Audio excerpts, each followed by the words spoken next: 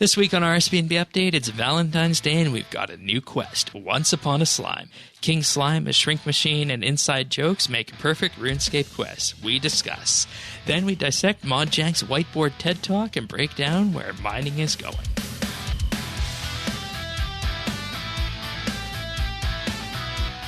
This is RSBANDB Update, episode 764, recorded Thursday, February 13th, 2020. Ol Yeller and the Slimes.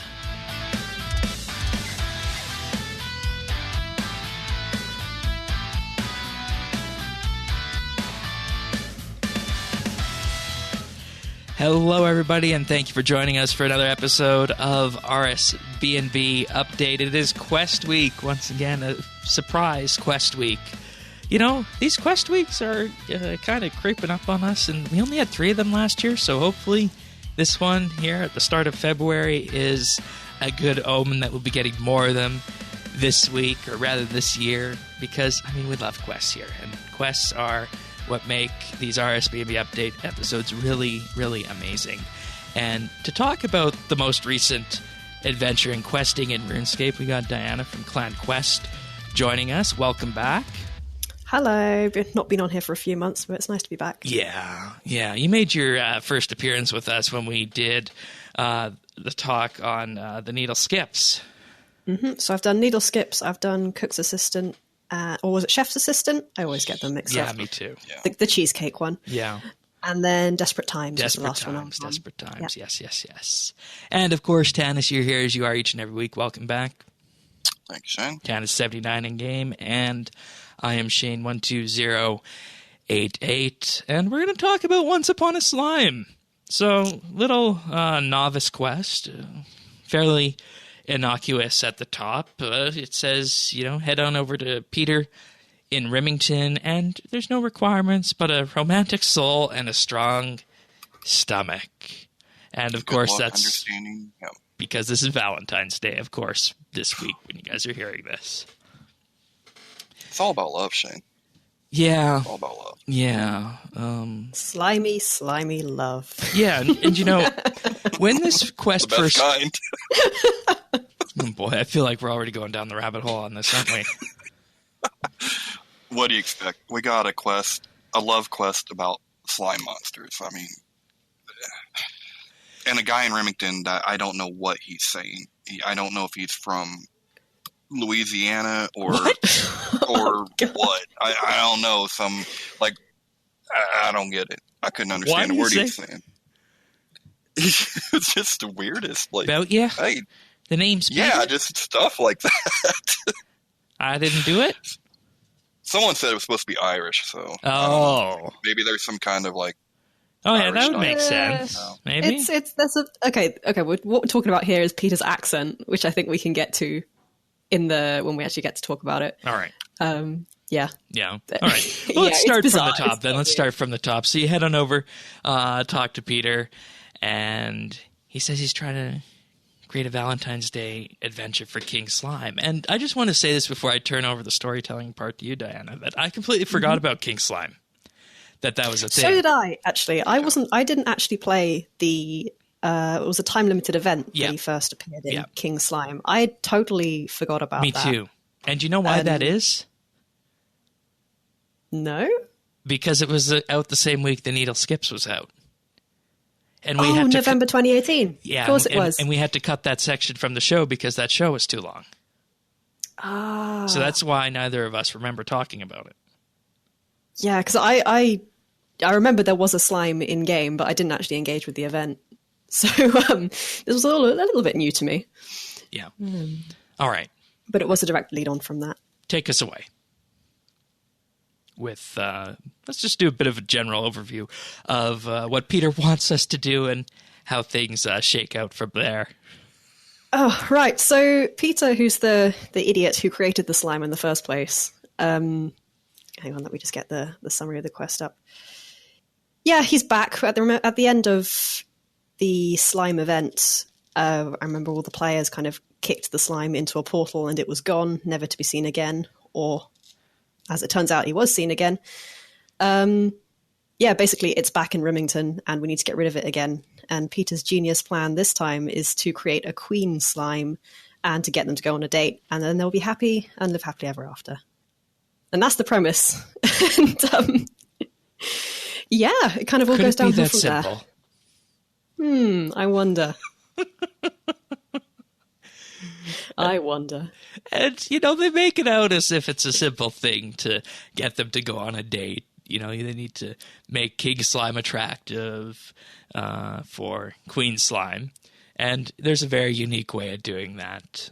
Is there anything we want to talk about before we get to the top hat part? Because that's effectively what happens next, I think, right? Yeah, After some dialogue. There's some quite funny dialogue. I think the dialogue for this quest was quite well written. I think Mod Campfire was the writer and designer for it. And it is funny. Like, when your player character is talking to Peter and saying, no, that's a really silly idea, we should do something different. And then you get this brilliant cutscene of the Queen Slime kind of slopping along in the background while you're talking, while you're arguing. And then obviously it turns out that Peter's already made the Queen Slime and is the World Guardian of all people to sort it out. But yeah, that cutscene made me laugh a lot. Yeah, it was quite well. It was well timed. You're just sitting there, and then it innocuously this monster starts going on in the background, shuffling in onto the screen. Yeah, the comic timing there was pretty good. Yeah. And I think Tanis maybe missed that because when I was watching your stream last night when you were doing the quest, you had your magnifier focused on the chat box. And then in your macro view of the screen, you see this big pink thing moving by, and you had no idea that it was there. And that. No, I mean, and you saw I'd have to zoom in for the dialogue, and then when I would catch a cutscene going, I'd try to zoom out real quick, and then I would realize, oh, there's a dialogue box. Got to zoom in again. Yeah. So, yeah, you saw how quests work, huh, Shane? Yep. Yeah. All right, so you need to get the top hat for King Slime because, who always says that a top hat won't make someone more attractive, right? And in order to do that, you head on over to Thessalia, or I don't know how. Thessalia? Thessalia? I don't know how. I could be completely wrong there. Yeah, I'm terrible at pronouncing things. Yeah, same. You head on over to the clothing shop in Varrock, and she will give you a top hat that you need to put on the King Slime, but of course it's too big, so you need to shrink it down. And, there's some dialogue throughout here about the King Slime fiasco and whatnot, as your character called it, and I think this is the point in which I will turn it over to you, Tanis, because this is probably the part where I think where that amusing piece of dialogue came through that you were laughing about, or you were both laughing about. Where you're supposed to give her a good tonguing? Oh, Christ, yeah. Give her a right good tonguing. Oh, you say so. All right. I think this goes back to the silly accent and slang that was being used. I've seen a couple of people say it was Irish, but to me, it's more kind of generic Northern / Scottish. There's some kind of Brummie in there. There's a bit of Newcastle in there. There's a bit of all sorts. I was trying to think of what that word was because Brummie. Birmingham. Okay. Oh, okay. I thought that meant something else, and I wasn't sure if the other word was derogatory, so I didn't want to use it. So. Oh, no. It's just kind of we use Scouser for a Newcastle accent or Brummie for a Birmingham accent or that kind of thing. Oh, okay. Yeah. So it's kind of a mix of generic Northern accents and slang. So does it have a different connotation in the US? Because I have no idea how it works in the US. It's quite interesting. I don't know how the slang would have come across to you guys. Which one are you in particular thinking about? The tonguing? The tonguing. That one. I'm just trying to think. Yeah, navigate this one, Diana. Have fun. See, it's kind of hard to separate it out. It was obviously an innuendo. It was obviously that kind of comic effect. But yeah, it is slang over here. Nice job. What does it mean for slang, out of curiosity? For slang, it would be... Well, like it was used in the quest. It was kind of, you've got to give her a good talking to. Okay. That use in the quest was how the slang's used. But obviously it's also an innuendo for something quite obvious. That when someone does something wrong, I shouldn't say you ought to go give him a good tonguing. I mean, you could try, but you can see how well that goes down. All right, fair enough. I feel like that might be a reward, but I mean, to each his own. Excuse me, a reward? All right. Shall we move on? Moving on. So you get the top hat from the clothing shop in Varrock. You bring it back to Peter, and it's not the right size. Now you got to take it back to the little shop south of the bank in Varrock, the East Bank in Varrock, and Ava is there. And remind me where she was from initially? In-game? Is that the accumulator, Eva? Ava, I think. No, Eva. Is that Ava? Ava is with an A, and Eva, I guess, is with an A. And that, speaking of pronunciation, comes down to my pronunciation on that. Yeah, so there's two. Eva with the E was from the Breaking the Storm event. Okay. Remember when we were building the boat to get to Anachronia? Right, okay. So that's where she came from in the past. Ava is the scientist from Ernest the Chicken. Yeah, and that's an who entirely... then gives the Ava's accumulator. Yeah, that's an entirely different case there. Yeah. So very similar, though. So when you dive in to use this machine, because, you talk to Thalcia, and she says, oh, I thought this would work, but, well, you can go shrink it at Eva's little shop south of the bank here by the Rune shop. And, this is the part of the quest that, I don't know, would you guys call this a puzzle? Yes. Okay. This was the single puzzle. All right.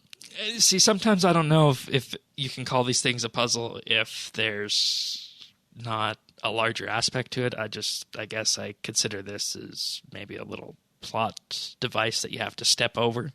That I guess it is. Yeah, I'd count it as a puzzle. I mean, I think it's a puzzle. I mean, had I not had a miraculous time with it, I probably would have hated it, cussed, and definitely called it a puzzle. Yeah. Okay. Oh yeah, you lucked out completely though. So, yeah, I mean, it's fine with me. Yeah, because let's just say here, and somebody can check my math on this if I'm wrong. According to all the choices that are available, it should be a 1 out of 260 chance to guess this. And Tanis got it on the first go. To elaborate on what the puzzle is, though, you've got a little shrinking machine and you've got to configure it. So you go through a series of options where you have to select the right one from each menu. And Tanis got the right one 6 times in a row. And I even had to eeny, meeny, miny, mo one of them. Oh my god. Is that brute forcing or is that luck? I can't tell. I'm going with luck. And it's used up for the next year. Damn. Yeah, and there's different parts of the machine that you need to manipulate. The first one is a button. The second one's a temperature gauge. Then there's another button. Then there's what they call the mode of functionality, a certain voltage that might need to be applied or not, and then a control lever. And there's various different options for each of these. And it turns out that the correct answer at the end of the day spells shrink. I felt so stupid when I worked that out. Like, I had to get both clues from Eva to get it. And I thought, she said, it's related to what the machine does. Right. So I was trying to be really clever about it and trying to say, what meanings can I get from all of this? And then she said, the first letters of each word spell something out. So I wrote them all down and then stared at it because I'm useless at, working out anagrams and stuff. Right. It took me a few minutes to actually work it out. But then when I saw that it spelled out shrink, I felt so stupid. It's like, of course it is. This is easy. Yeah. There we go. And for the record of what these are, they're the silver button, hot, red button, increase, no, and KSL. Yeah, shrink. For shrink. And, I was doing things like, let's see, what kind of temperature do I apply to get something to shrink, hot or cold? Is a red button or a blue button the best? Is it mode of functionality increase? I thought that would definitely be decrease because, you want to decrease the size of the hat, so to speak. Yeah, that's the kind of logic I was applying to it all the Voltage way through. Didn't make sense. And then the control levers were so funny because I applied absolutely zero logic and just clicked randomly on things I thought might be Maybe that's no how we're supposed logic to play at this all. game. Didn't think about it in the least. And at the end of the day, I didn't end up looking up because I was there for a while, and I just thought, okay, this is getting late. I don't want to sit thumbing through this. I got it to 5 of 6 a number of times, and like you, Tan, it's one of the times I got it to 5 of 6. It was just a pure guess, and I should have been writing this down as I was going, but it did not. Anywho, after that, you shrink the top hat, and the action happens. And maybe I shouldn't say it that way. But the cutscene does go to black, and you think that King Slime is going to go away. But no. Something happens that you didn't intend on happening. After the hat is put on, they do their thing, and lo and behold, they merge into one huge slime. There's a bit just before that. Oh, what did I miss? I'm sorry. There's a bit... that's all right. Now, when you go back with the big top hat, or the little top hat now, I suppose, and you put it on the King Slime, Queen Slime takes one look at him and goes, nah. So, and it decides she's, attracted to something else in the area. So you've got to you've got to go poke her or something like that. Oh, right. And you gotta do the... you grab a handful of pink goo and you have to work out what's distracting her. Yeah. From that, and it turns out it's the witch's cauldron.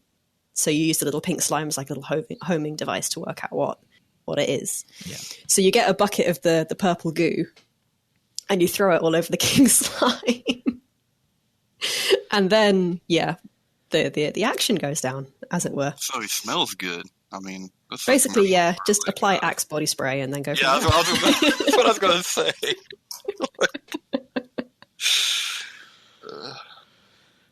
Ay.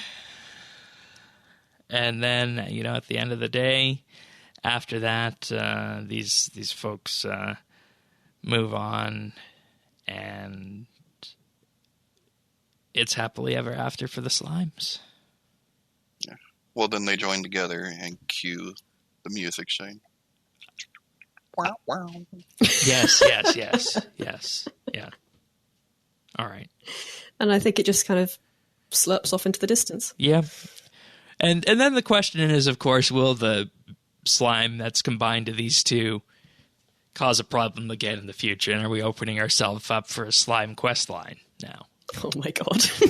I think we're going to see the slimes again. I think it's going to be having to do with their children next. Oh god, slimes all over the place. We'll have to save the kids. There has to be something to do with the kids. Or at least it's open for that if they ever want to do another little thing like this. Mm. I would think. I mean, I don't know. Do slimes have kids? I mean, probably best not to question it. There'd probably be a chunk of it that would just break off, and that you could consider that as the offspring, right? Yeah, I mean, however that's done. I don't know. I'm not a doctor or a biologist. True. All right. So after that, it's quest complete, and you're mentioned that you do get the little slime pet as the main reward, but if you go back and you talk to Eva, you do also have the ability to get the purple top hat as well as a reward. So that's another top hat we got in game in addition to the treasure trail one. So I'd forgotten about that. Purple top hat. I mean, that is going to just set off my male Chippendale stripper outfit. Awesome. Oh boy. Telling you, I've got to. Yeah, you get the pants that are flared out, and then you just have the painted chest, with your with your gold cane. This is my dating site. and then you put like the little masquerade mask on. Yeah, Sirion's halfway there with that outfit already. That's true. Sirion's still going around in his booty shorts even in the middle of winter. Yeah, I'm not sure who he's performing for, but I'm guessing it's a different audience. Oh no. And then also at the quest, 1 quest point, 2,500 cooking XP in the form of a lamp. So, and that's quest complete, Once Upon a Slime. And, I think this is the point where we could just say, our general thoughts on this. And for me, I absolutely love this kind of quest. It gets back to the basics of RuneScape questing. It's something that the game has sorely lacked in terms of updates in a long time. Granted, last year we had the cheesecake one, but that one was pretty much a one-off. It would be nice to get back to this kind of thing where, maybe every 2 or 3 months or so, we could just have a little bottled quest like this, or have a quest that can drop in if there's a slow update period in time. I absolutely love these little things. And granted, we say little, but obviously no quest is little to build internally. Well, but, I mean, how much of that, like, what do you mean? Because other than, the dialogue, I wouldn't think that there was much to this. I mean, it's very little graphics work, right? I mean, 2 slimes and a hat. Well, the thing is, we didn't have a slime model for the slime event, I don't think. So that would be a new model. So as to whether or not you can call that a bottle quest, I mean, it's one new model. Right, so I'm just saying, I wouldn't think that is a lot of development time once it's written. No, it's not. And every resource except for the slime is new. And from what I can tell, the male and the female slime use the same model. It's just a different texture and color applied to each one. Yeah, they're equally ugly. Yeah. So, I don't know. I think this fits in the category of a bottle quest. Yeah, I'd call it a bottle quest. I enjoyed it. When I logged on and saw, there's been a surprise quest, I got, this is great. And then I saw it was a slime quest and thought, this isn't great. But you came away feeling pleased at the end. Oh, yeah, then I actually played it, and it was laugh out loud funny, and it didn't take me very long. It took me about 20 minutes, half an hour. Definitely. But it was entertaining and short, and I think I'll say the same thing about it that I said about the chef's assistant. That one, the cheesecake one. I still can't work out which one it is. In that it's a nice short one to add to the roster of little quests. Just a brief, bottle quest, brief little exploration of something silly and dumb in the best way. So I enjoyed it. And you know what I liked about this quest? One, I mean, the humor. I mean, that was fun. I mean, just the one joke made it worth it for me. But this year, rather than doing another Valentine type currency event or a list of check the list off, I thought it was nice to have just a little bottle quest in the place for a holiday like Valentine's Day, rather than just the same old kind of events that we usually do. Yeah, I prefer this sort of marker to, like you said, a currency event, which I personally find very irritating. I don't like currency events. And see, I don't mind them, but I mean, I just thought this fit. It was just different. It was a good time to put it in, and enjoyed it. Yeah, it was fun. And, another thing with this, you have a personal memento from this quest, the hat and the pet. In addition to the memory of doing the quest. Whereas with the currency event, you don't actually have a great amount of story around it. You just have your regular skilling activities that then you unlock the various markers along the way. So, this is a better way of doing it. And I don't know what the development time is for a quest like this. That'd be a figure that I'd be interested to know, is that, if we're planning on doing a currency event once a quarter, could we perhaps have a bottle quest themed to something like that instead once a quarter? And that would be an interesting discussion, I think, to have. It'd be quite interesting to hear how long something like this takes, because I think 2 devs were named as the the creator. The one Campfire as the writer and programmer, and I think Mod Rain was mentioned as well. Yeah, that I don't think that includes any QA team or anything. Right. Oh, that's interesting. So, remember Osborne said that it said 6 to 8 weeks for a small update. Yeah. Right. But so the devs are the writers as well. They don't have an in-house. Well, sometimes there's a different writer, and sometimes there's a quest dev, right? Yeah, and Yeah, you're it right. just seems like They don't have specialist writers in Jagex. Like, but it's such a different area of expertise. Like it's, tell me about it. I mean, I don't. That's kind of weird to me. Because I mean, writing like that, it's just a whole different set of skills. Yeah, I could talk about game writing all day if you want to have a chat about that at some point. Yeah, that'd be fun. And if another thing is, if you look at Plague's End, and I'm pulling this one out because there was so much lore in terms of Prif involved in it. Maud Osborne was effectively an overseer in guiding the direction of that story, but the main developers of Plague's End were John A. Of course, I almost said posthumously because that's what you call someone who's dearly departed. But he didn't die; he just left. He just left. Stuart W. He's not dead, Shane. I know. Some JMod made a similar mistake on a live stream or something like that before. Oh, he's gone on to a better place. Oh, Someone who's left. What? Gone to a better place. I think it was Maud Ash on an old school team was asked about someone who left, and he said, "Oh, he's gone on to a better place." But Nice. of course, we know what someone going on to a better place means. Yeah. But that's not what he meant, of course. But anyways, sidetrack on that. There can be cases where there is overarching lore focus and a general narrative direction theme, and different implementers on it. So, Well, I mean, and I get that, but to tell you the truth, like I think you could notice it in You Are It, because that was an Osborne quest, right? That he personally wrote. yes. And if you know, Same like, with Needle Skips. And I will shout about the writing in Needle Right, Skips and until the he's end of time. well, he's very creative. If you, He's a writer. By profession, There he's a you go. writer. Yeah. Like before he went into yeah. game development, he was a writer. I didn't know that, but that makes. There you go. Okay. Thank you. Yeah, if you look at the credits Yeah. for Right. You Are It, the developers on that were Days and Aerator, with Maud Osborne being the designer. Yeah, I think in Jagex particular, like, from studio to studio, it varies a lot depending on who does the writing and, do they even have writers? Like where I work at Frontier, there are a few specialist writers who don't do any actual design work. They just do they write dialogue and they write text for things. Holy shit! You work for Frontier? Yeah, I love their games.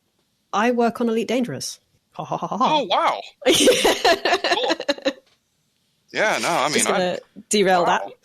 Cool. But yeah, so and I know at Jagex they do things a little bit differently in that generally the designers also do the writing. Yeah. Needle Skips, Maud Osborne was, of course, the narrative behind it, and Maud Krista implemented it before she left, and then there was just the polish that was put onto it after the effect. So, I mean, you can have cases where the devs do the writing, and that is something that is indeed very unique with Jagex. So, they are a unique company. We'll give them that in terms of both the updates they put out and the way they do things. Yeah. Now, every studio has their own way of doing things. Yeah.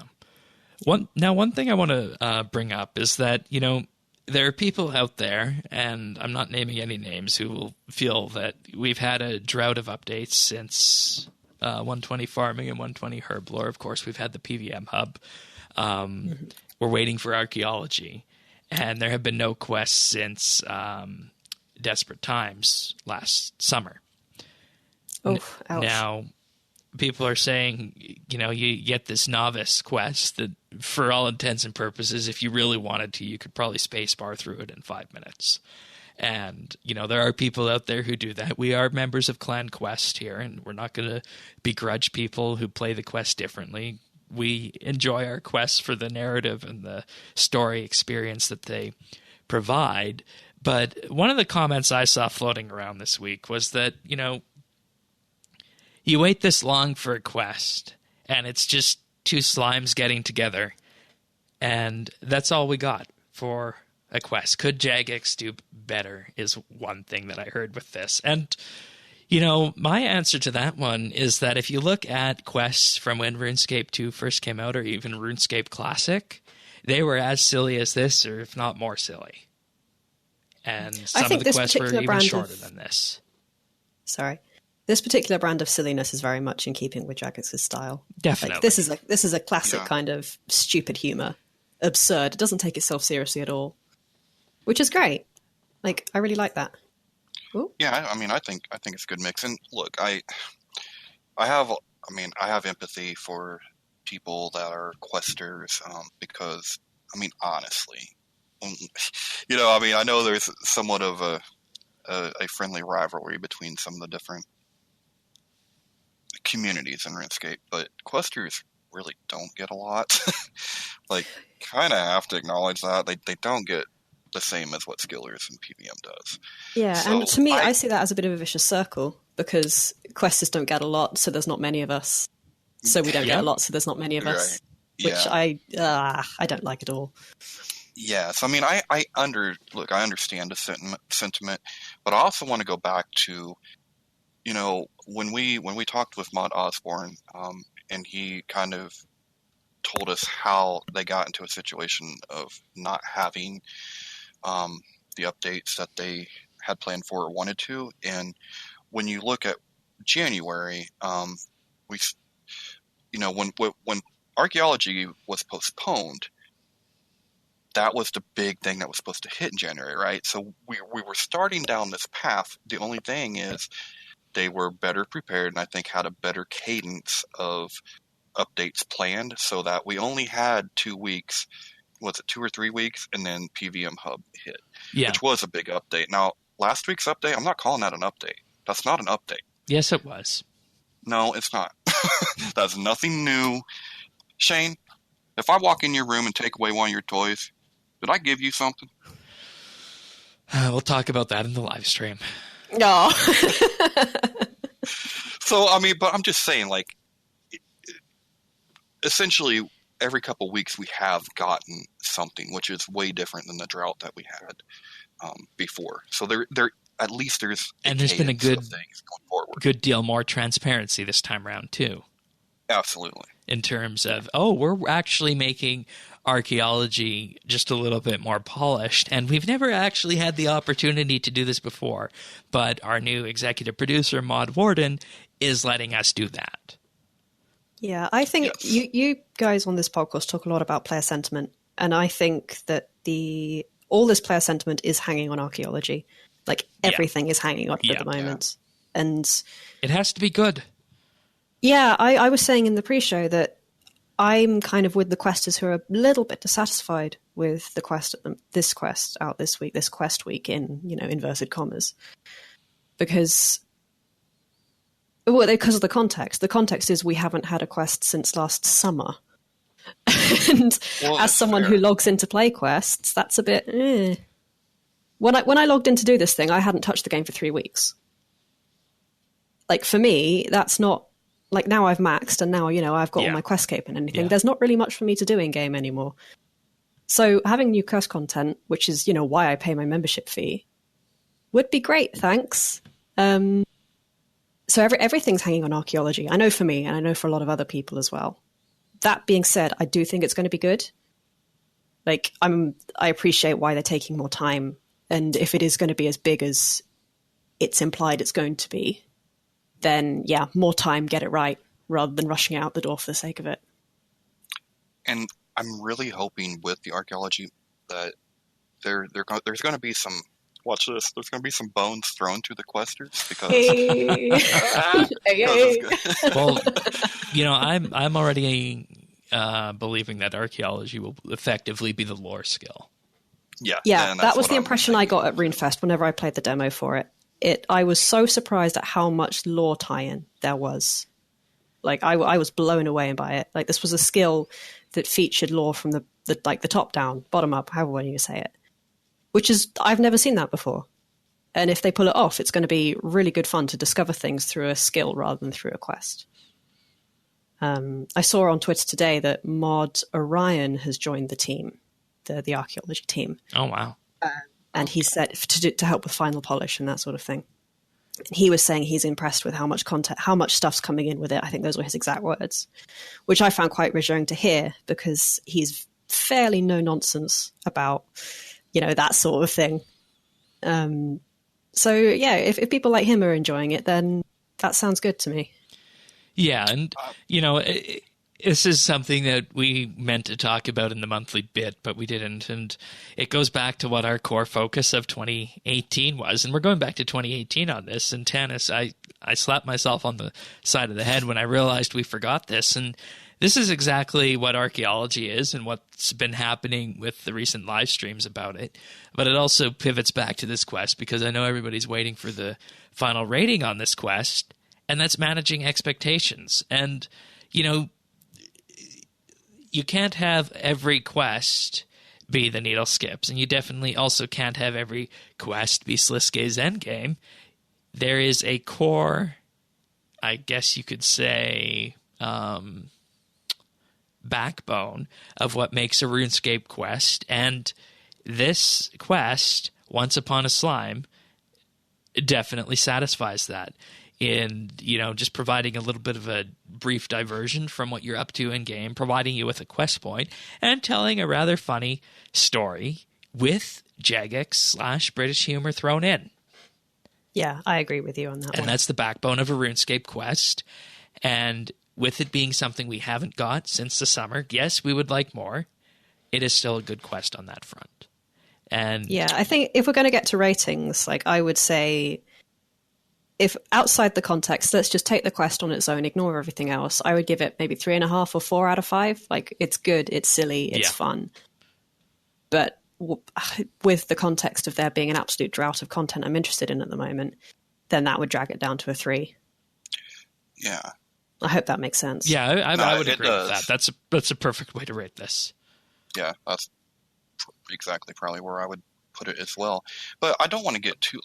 I don't want to say, they can't walk and chew gum at the same time, because I 100% believe that they can. I think that you can have your Sliske's end games once or a couple times a year, and you have these bottle quests. Oh, absolutely. I mean, when you look at other games, take ESO for example, Shane, you might only get 1, maybe 2 expansions a year, but that expansion it's full of quests.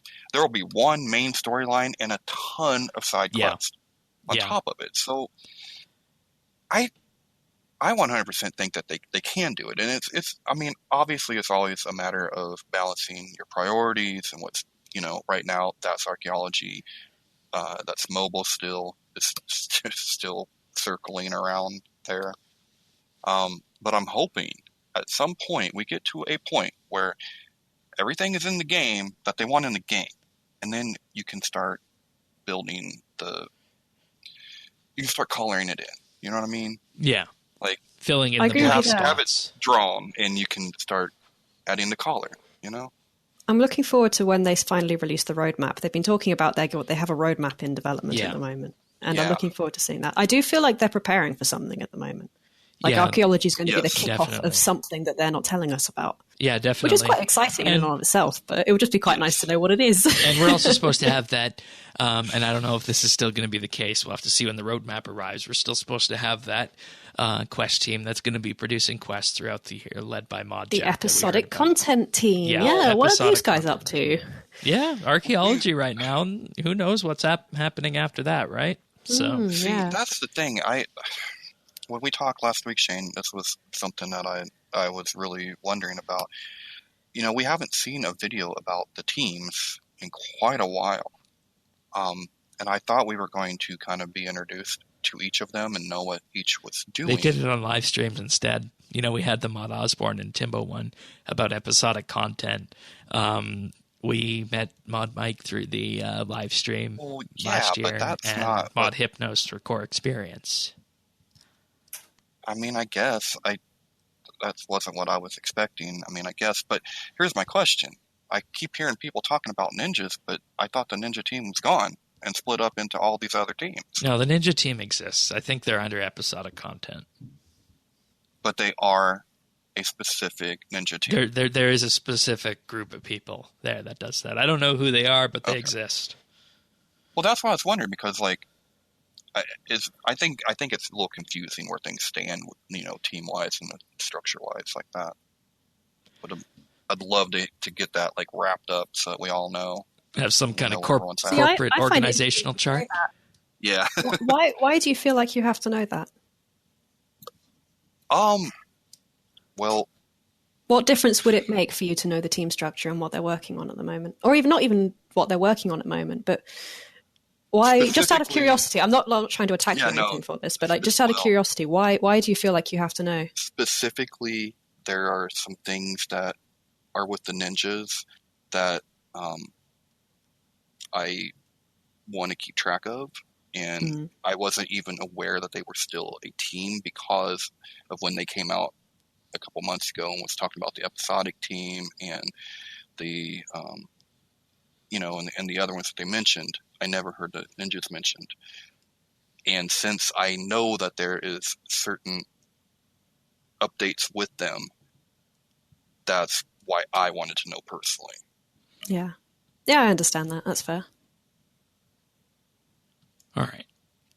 And, I think once the roadmap is out, we'll get a better picture of how this all fits in. But tying it back to Once Upon a Slime, it just comes down to the fact that when there's a gap in content and some people out there in the community are expecting this to be a bigger quest, I'd say, perhaps. They're a little bit let down by this. But as I said, it satisfies the core backbone of what a quest is in RS, and that's good enough for me, personally. I may have sounded a bit whining earlier when I was ranting about it, but honestly, it is a good little quest. Yeah, like I don't want to do the developers down on it. Yeah, it ticks all the boxes, and it's there. And like you said, 3.5 out of 5, potentially 4 out of 5, but maybe a 3, just given the fact that it's been a little while since we had a quest. So I am 100% behind you on your rating on that. Tanis, do you feel any different, or is that good for you as well?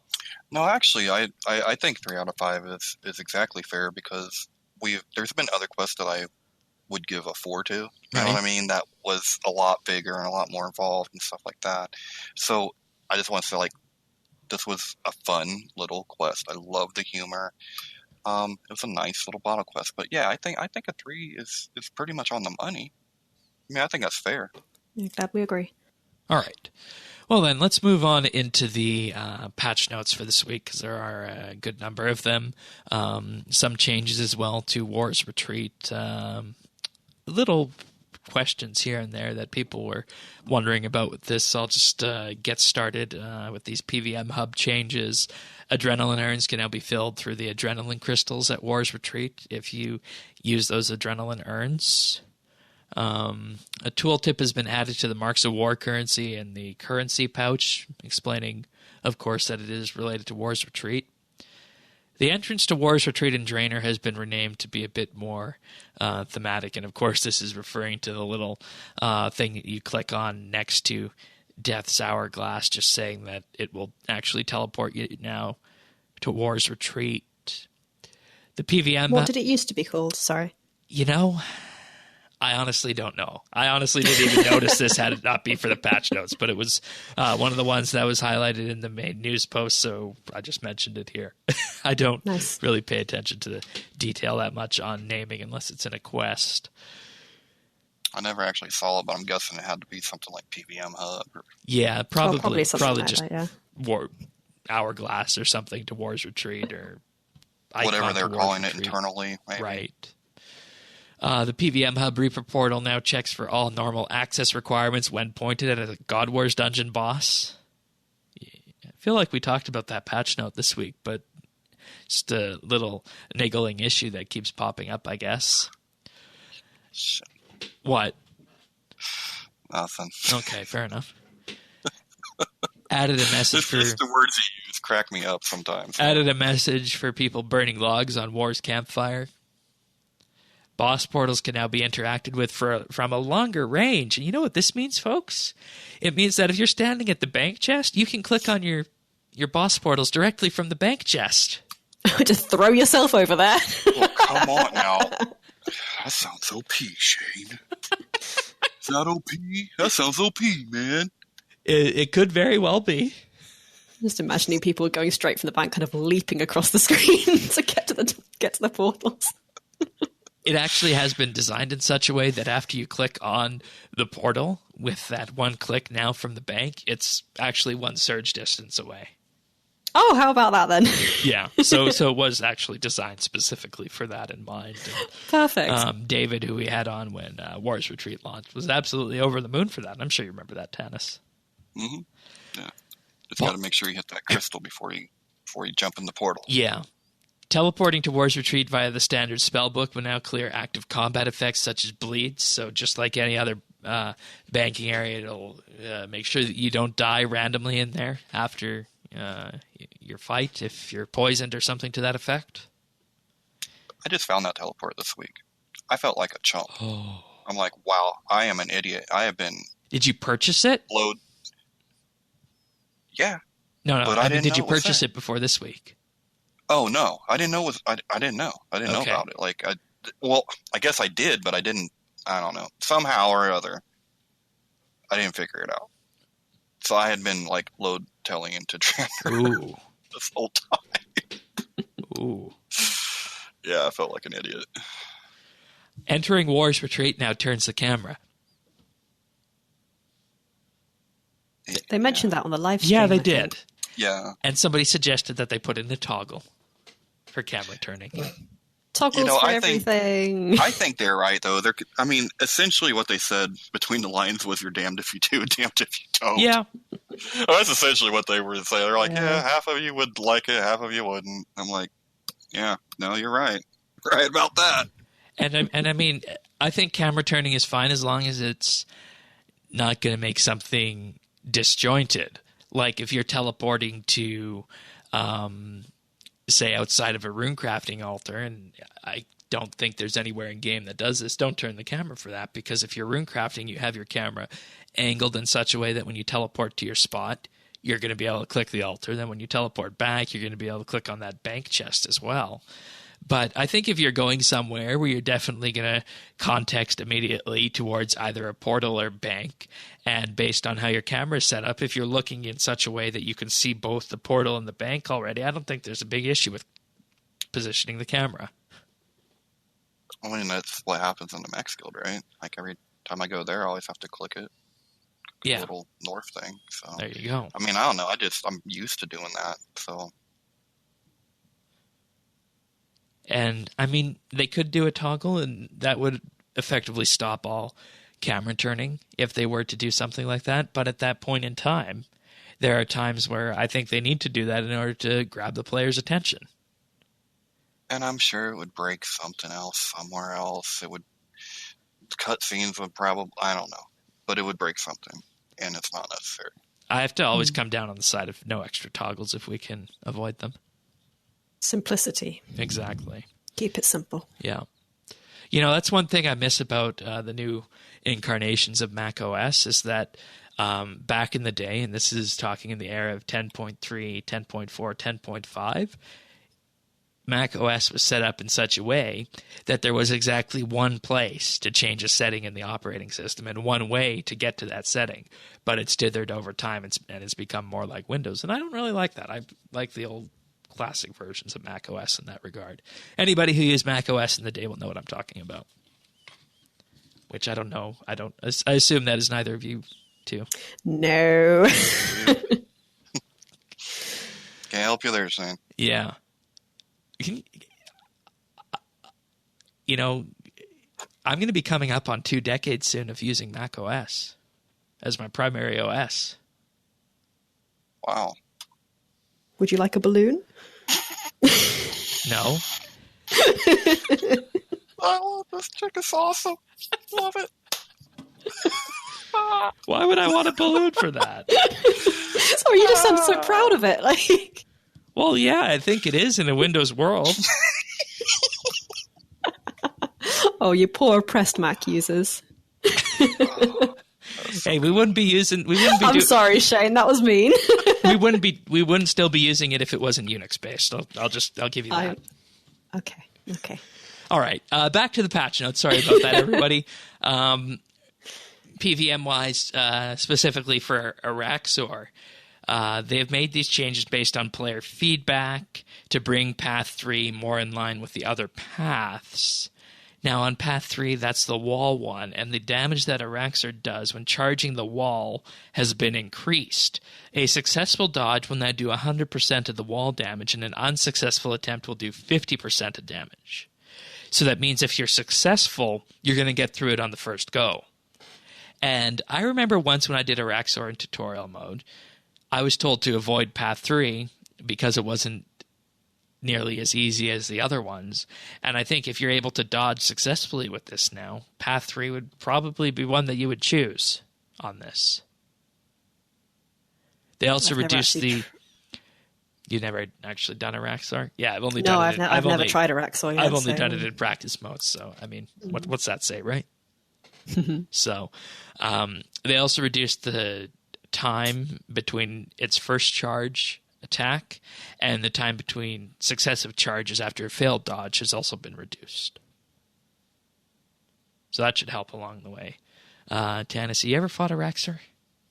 Yeah, it didn't go well. Okay. Isn't that what you got for Reaper last night on the live stream?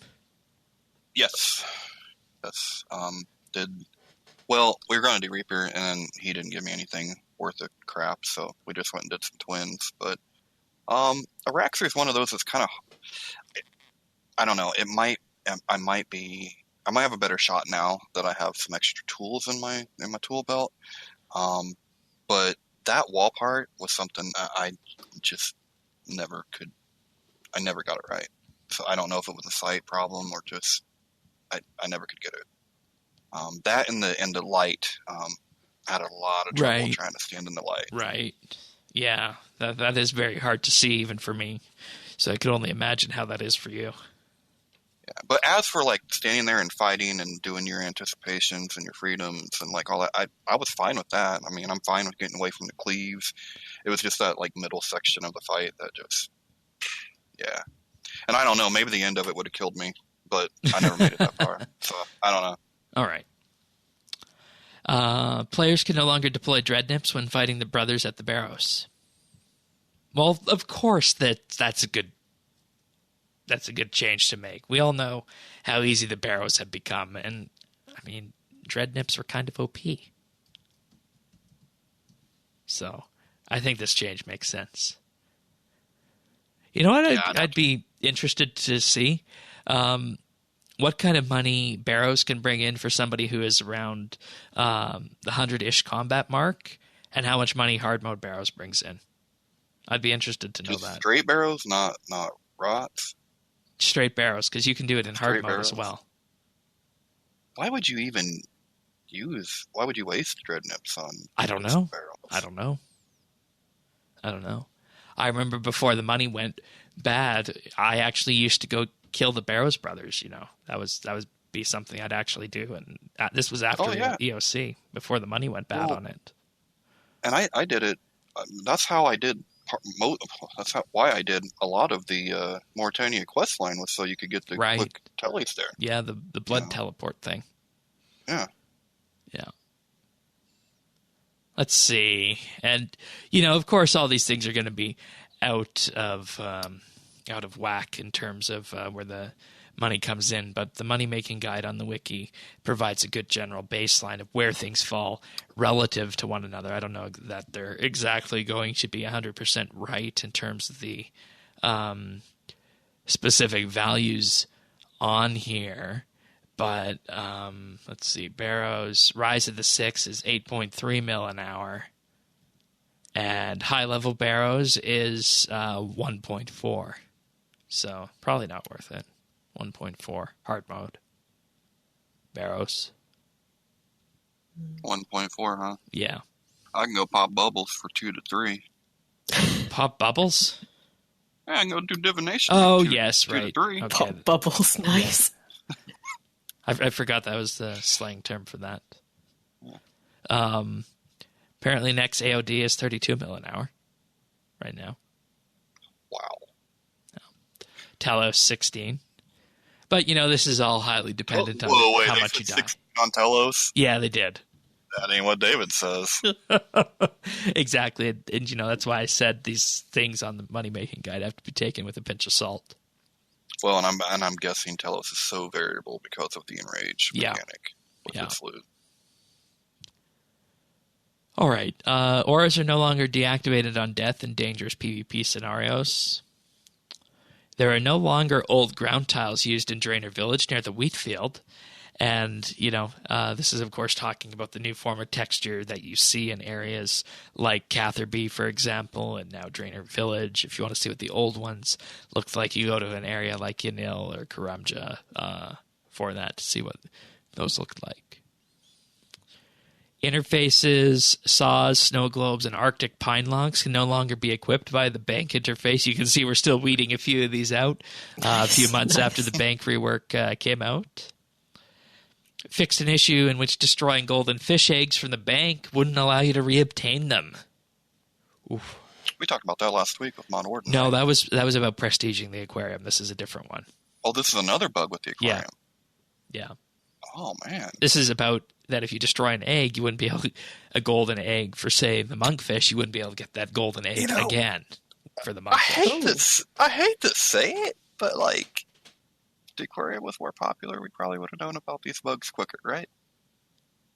It's probably something they've known about for a while, but given it's a relatively low priority one, kind of in terms of the actual effects, it's probably something that, it's just been on the backlog. Yeah, or the did aquarium that. bug that we saw a few weeks back, shine the light on the aquarium, and these ones were found after that. Something like that could have happened too. Mm. These kind of bugs do cluster together. Like when you find one, you end up finding a whole load of other ones, and yeah. When making offhand darts, the interface will now remember that you want the offhand version and will not try to make you create regular darts. Good. Has bonus XP weekends coming up. Yeah. On mobile, fixed a minor issue with misaligned highlighting on the Magic Book interface. Now moving on to skilling, which is where we're going to get one of the biggest patch notes of the week soon. Hold on to your pants, everyone. Not this one, but a few down the line. When fighting moss golems, social slayer partners can now deal with each other's mossy rock NPC spawn prevention as well as their own. And, this is another thing many people don't think of, but social slayer is indeed a thing in this game. I know people who actually do that somewhat regularly, but it's just something I don't really hear talked about all that much. See, I don't think I've ever tried it. Yeah. I'm reading over that patch note. I don't actually understand what it's saying. I get the individual words, but putting them together, what? Social Slayer partners can now deal with each other's... never doesn't matter. Well, and it seems like Social Slayer is more of a lower level activity. No, it's not. The people I know who do it are post 99. But I didn't even think you can't go to Morvan, can you? Yeah, you can. You can do it for all of them. Yeah. You can even do it for Lanatea if you want. I know people who do Social Slayer on Eretz. Huh. See, it might be fun because you're together, but at the same time, it's Slayer, so it's like, get away from my shit. But, I want that XP. But you guys share XP, and you can also share potions as well. Yeah, get away from my XP. Okay. And my money. It just lets you complete tasks even quicker. Exactly. The Moss Golems are a Lost Grove Slayer creature, and they have a special attack where a mossy rock appears, and you need to deal with it. Yeah, I remember. Okay. I haven't been to the Lost Grove in ages, but yeah, I know what they're talking about now. Yeah. Smelting gauntlets now count towards the blacksmith outfit set bonus. I feel like that should have happened a long time ago. Yeah. I guess it's a leftover from mining and smithing. Huh? Yeah. The remote farming machine now updates the status of a fully grown Calquit tree. And the price of Supreme Growth Sundry Potions has been increased from 400 to 1,000 beans. Nice. If you're waiting on me, Shane, you know how I feel. Yeah, I was waiting on you. Well, look, the reason this was done just before you go on this was the stink shrooms, because those gave somewhere around 10k plus per harvest. And that's the potion needed for that. Right. And these are what you get from the beans, the magic beans, right? Those potions? Yeah. So I feel like the Sting Shrooms XP could have been adjusted rather than hitting it with this for a few reasons. One, I don't know why on earth you would be using your beans for those potions to hit the mushroom patch.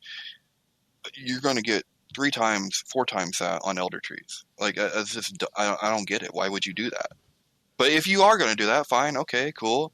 Then this is something that's starting to drive me crazy, because I'm starting to figure out that like content, it's not like it's dead content. Jagex shoots it. It takes it out back and shoots it. Well, like, yes. Why would you ever bean farm now? I will never bean farm now. They took it out back like Old Yeller and shot it in the head. But I just want to highlight that Sting Shrooms were initially meant as a way to get mushrooms to feed your Zygomites. They weren't meant for fast XP. Right, so why would you nerf the XP rather than the potion? Because dude, okay, first they turned them into grow potions, which I thought was a good idea. I know you did, because you love the stuff. But, even once we had that, to then further do it, it's like, Jesus, man.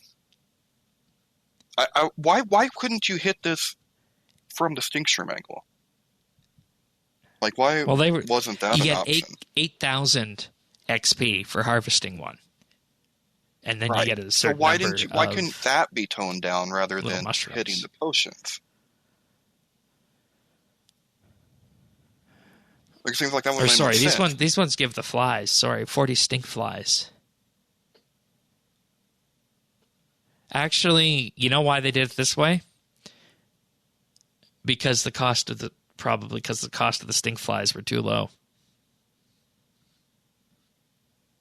I'm getting so tired of this market manipulation. I can't deal with it, because you're why would you just undercut 1954 GP for one stink fly?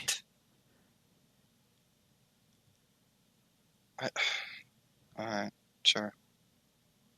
Okay, and I'm the sure stink shroom spore sells for 274K. So you got 40. So you're losing money definitely if you plant these stink shrooms. So there was no reason to plant them aside from the XP, and that's not the way they were intended to be. They were intended to provide a source of flies for your frogs. Right, so why wouldn't they cut the XP for the stank shrooms rather than to increase the price of the potion? Yeah, I could actually see that working in this case. I don't know. It's like, the farm was so good, and then it gets hammered, right? Okay, we dealt with it. Because the dinosaur farm came out. No, we dealt with it because they didn't touch the beans. And then the dinosaur farm came out. But this is the sundry one. The woody ones weren't touched, though. Which is what people are going to be using for their big XP. But then what would be the big deal about this? Like I said, if you're if you're using your beans for this, I don't know. I don't really know. I come talk to me, because I'll teach you a little something about efficiency, because I just don't think that would be the best way to do it. But seriously though, save up what you got. We got a double XP weekend in a week. Buy your elders. Like, that's what you do with potions. That's what you do with magic beans. Yeah. Yeah. And for context on this, the woody growth potion, supreme growth potion, is 4,000 beans. Sundry is 1,000. Buy them now. Buy them now, guys. Buy them now. Because they won't be. Leafy is 1,000. Bushy is 1,200. Fruity is 2,400. And we already talked about woody. Why is that? Something will happen with the price of elder logs, and we got to do something. Got to do something about the price of elder logs. You watch. Well, as long as Hear me elders now, don't quote me later. Well, as long as elders don't get put on a drop table, we'll be fine. Hear me now, quote me later. I don't know. I think you're being a little bit paranoid on that. A little bit, but we just keep getting hit on. But I mean, who was using No, sundry potions? You yourself mentioned everybody uses the woody ones. I don't. Yeah, no, I don't know why you would. And it's 600 extra. I don't know why you would. But that's. I don't know. Diana, what do you think? Give us an honest third-party picture here. God, I honestly don't know enough about all this sort of stuff. I haven't really engaged with farming for a while. Okay. I'm sorry to say that, Shane, but it's okay. No, I haven't. I've not really engaged with skilling since I maxed, which I know is a bad thing. But yeah, no, I can't really comment. All right, I'm out of the loop. I'm out of the loop on this. Sort of sundries can be used on mushrooms, hops, allotments, and evil turnips. Never understood why you'd want to grow evil turnips, but sure. What are they used for? Hops good for anything anymore? Hops are good for grapes. Hops are good for grapes? Yeah, you grow grapes in the hops batches.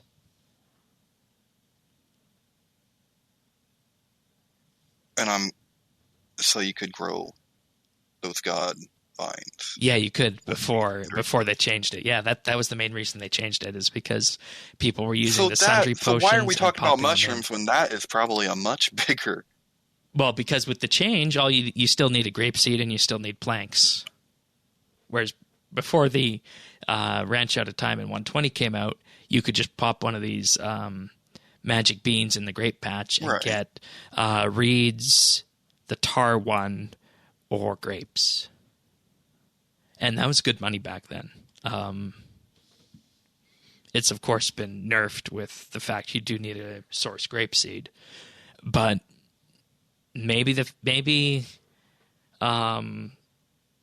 this change to the sundries is also to work on the grape market. I don't know. I mean, I don't know. I know once bitten, twice shy, and the week before the mining thing came out, I said, this looks like it'll be okay. And then it hit. I was wrong. Well, so now I'm not giving an inch anymore. All right. Well, I want to get to the live stream now, so I'll just go through these last few fixes here. Fixed an issue where rune pouches wouldn't fill with rune or pure essence, as well as changing rune essence into pure essence. I had no idea you could convert rune essence into pure essence. I don't know what that's talking about. To this day, I still don't understand the difference between the two. Well, you use pure essence for the higher quality or the higher value runes. Yeah. Is that right? Yeah. And, in hindsight, this is probably something they could revert and get rid of, because back in the day, we only had one rune essence when the rune crafting skill launched. They had to add pure essence as a members-only item because rune essence was being botted. Was that why? Yeah. Okay. Oh, is that the little bot train you'd see in Varrock running from the bank down to the... Yep. Yeah. So they made it so that if you were free to play, you would only get rune essence. But if you were members and under level 30, there would be a chance that you would get pure essence. And then after level 30, you would get pure essence all the time. Okay. Yeah. I never noticed it before then, but I think I still have April 20th, 2006, that happened. Wow. I know someone whose bank actually doubled in value because of this, because of all the rune essence he had. And when they did this, all the rune essence that people had in their banks was converted to pure essence, if you remember. Nice. Wow. Yeah. This is just one of those stories from a long time ago. Yeah. Fix some overlapping security checks that caused forced teleports along the east cliff side of Prifdina's in the Tyrannan Woods near the Arendar Pass. I guess if you got yourself into a bit of an odd situation there, it would... feels like an edge case to me there. It would make it so you don't get stuck. Yeah, someone's stuck. Help. Some poor wild guardian stuck on the cliff. The Friends Trail option is now listed only once in the gameplay settings under social, and this is what I was talking about with having settings only in one spot. So they should just rename that to the Stalker option. That's what it is, right? You look over, you're like, oh, Shane, how you doing? Where'd you come from? Trolled you, man. Yep, Trolled you. exactly. There are a few people that I enjoy using this on for that exact reason. And finally, fixed an error with Claniversary broadcast for players that joined clans before early April 2011. All right, let's move on to the live stream. And, this one is, I think we're going to have some questions about this as we move through it, but that's okay. That's what live streams are for. And I don't know. Let's get a quick general overview here. What'd you both think of this live stream before we get started on it? I quite enjoyed it. I thought it was a nice varied bit of content to cover.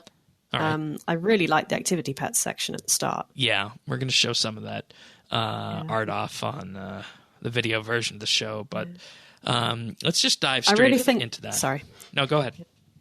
I really think Mod Perky's kind of warming to the role of being on the couch and looking after things. Yeah, he's doing pretty good. Yes. Which is really nice to see, actually. He's kind of growing into it. Yep.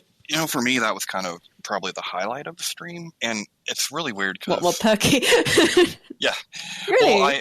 Well, no, because I hoped that everything was going to go just the way that it has, with him taking over the streams and stuff, and it's really done a good job. So, that was nice to see. And I've watched this live stream twice now. The first time did not have a good reaction to it at all. The second time, I'm like, okay, not quite as bad as what I thought the first time. There's still some. There's still some things I disagree with, but it wasn't a bad live stream, and I kind of thought that the first time. So I don't know what that says, that you have to. I had to watch the stream twice, but I totally did. It's different lenses. Maybe because I didn't talk to anybody. I was listening to it live. You know what I mean? Right. Like there was no influence there. I was just like, yeah. All right. Well, let's dive into the activity pet side. They only have concepts for 3 of them because the fourth one is still being fleshed out. But first one, of course, is Richie, the classy magpie, which is, I believe, the money-making pet, I think. Yeah, the money pet. And the good part about this, and this was highlighted, is that with the bird nature of it, they could potentially use the... I think they described it as, what was the term? But suffice to say, they could use parts of the model that they get for other birds in game and just put a different skin on it, I think. They said that about the deer as well. Like, they're using this as an opportunity to possibly update some rigs and some models for animals, which is pretty cool. Which means at Christmas time, we could have a really nice-looking reindeer. Yay! ooh. I love the look of the money pet. I think he's really cheeky and really fun. Yeah. Like the concept art, he's got a real character. And it's to so him. much different and so much more fleshed out than the magpie summoning familiar. And I think that's what initially tainted my view of that, is I know what the magpie summoning familiar looks like. So it's like, do we really want something that's going to be in that same similar vein? But looking at this concept art, this is entirely different in that regard. And it's got its own character to it, so to speak. So, yeah. I think mine was just that I didn't get money making from looking at it initially. I thought there were so many other things that could kind of symbolize that, but this week it looked a lot more in lines where you could kind of... Yeah, that magpie's going to swoop down and steal your GP. Yeah. Next up is the Clue Scroll pet, Artemis the Compass Deer. Oh, beautiful. Yeah. Really beautiful. Cool. And this I one, want that pet. I want that pet so bad. And this one came from a really elaborate player drawing. And they have managed to simplify it down in a way that keeps the essence preserved, but really, like you said, it just looks so lifelike almost. But at the same time, it's got really the fantasy feel to it. Elegant, yeah. I'm looking forward to seeing that one in game. I think Derp's going to get it, but I want it as well. I'll do clue scrolls for that pet. Yeah, I wonder what the threshold will be on that. That'd be interesting. Yeah. Is it RNG, do you think? Of course it will be because it's a pet drop. Yeah. But And it's going to have rotating parts on it for the necklace and crown. Yeah. A floating clue scroll as well. And, the very fact that if you look at the concept here, it says rings rotate in different directions and at different speeds. That's going to be, that's just some of the detail that's going to be going into this too. So, and then I'm really looking forward to seeing that one. Then, of course, we get to Mune with the area pet. And this is the one that we talked about when this was initially happening, that, does it make sense for there to be an aquatic region or an Anachronia one? But they did concept those, and it was just a question of, is Anachronia too precise for this, or should we just go with the original 6 of original ice, desert, swamp, wilderness, and forest? It's like Pokemon. Yeah, you're right. That's what I thought too on this. Definitely has. It Pokemon looks good. vibe It's another good-looking little pet. Yeah.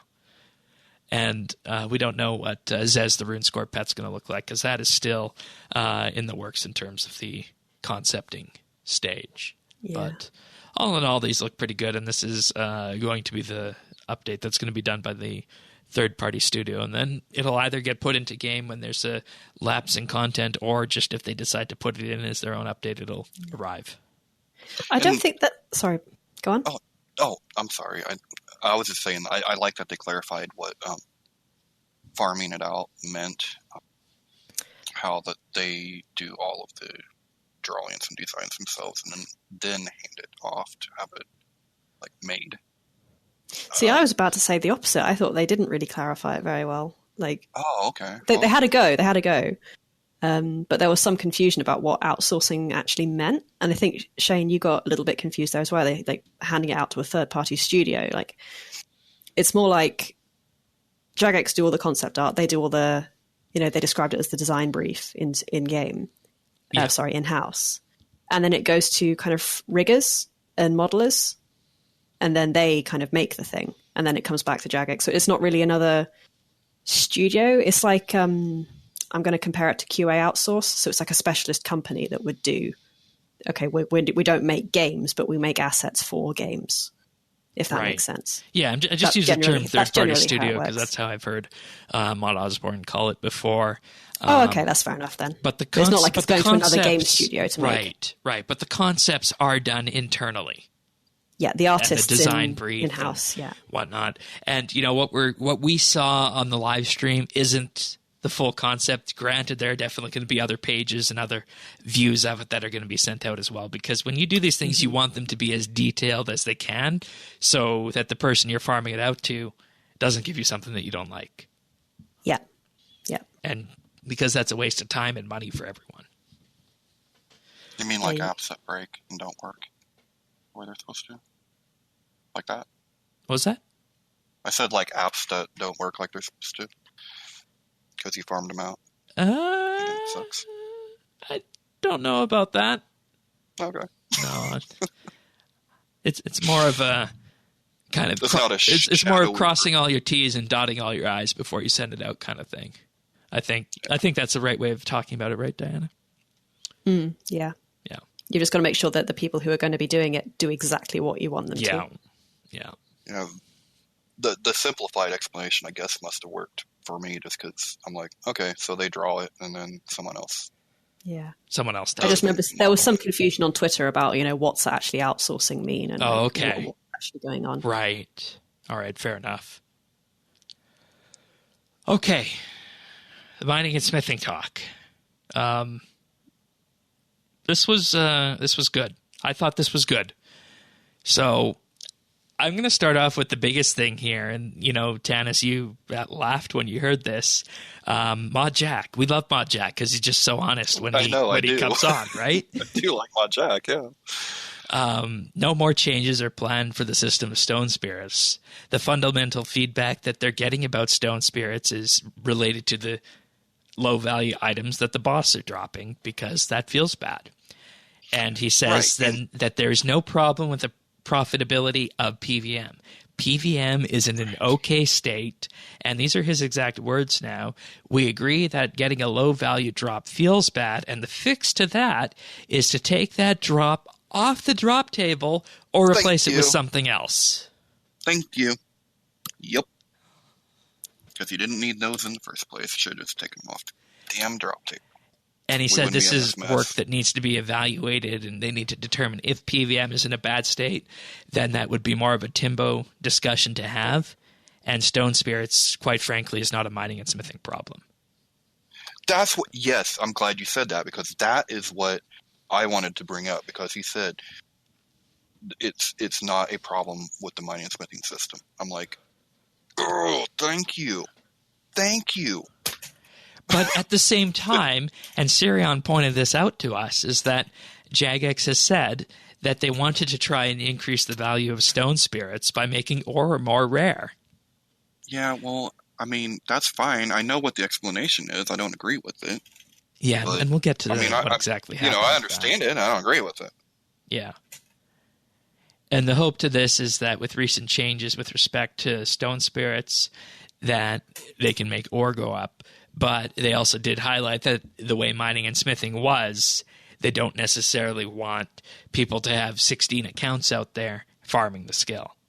Yes, that was the problem. For full AFK. I mean, I know that we were told the problem was the value of Stone Spirits, but that wasn't... Maybe that's a problem. I don't know. Whatever. I don't care about that. What I thought was a much bigger issue was, yes, farming 16 accounts. Like, and so, see, Shane, what they're doing, the new fix totally fixes that. Yeah. Instead of taking the mining and smithing update and saying, yeah, it was nice. We spent 2 years on it, but let's take it out back, old Yeller. No, they didn't do that. All right. And at this point, the whiteboard session started. Mod Jack's TED Talk. That's a good one. Yeah, so the whiteboard came out, and I was a little bit unclear if this was Porky's idea or if it was Jack's idea, but it was interesting. I think if you were to increase production value on this, you could do the exact same graphs except produce them as images and put those on screen instead of doing a live drawing on a whiteboard. I think that would be equally as effective, perhaps. Just a bit of feedback on that side of it. But I think it was quite entertaining, though. It was. It really was. And it captured the attention, which is almost what the sole purpose of a whiteboard is to do. Yeah. Well, and, sometimes, And before I go into the various graphs that were drawn, I want you to say what you initially felt about the whiteboard. Right. Well, and that's what I was wanting to mention. So let me just say, I don't necessarily always think about different learning styles, and I should have, because there are visual learners out there, right? I obviously don't think about that because I don't see anything. So, visual learning is not something that I do. So when I saw them bring out a whiteboard and go into what the formula was, why they did the formula the way they did it the last time, I felt like I was being talked down to. And that, triggered, a defensive kind of reaction. That was the first time watching it, and we had our little discussion. Right. And whereas for me, it felt as though I was a part of one of their design planning sessions.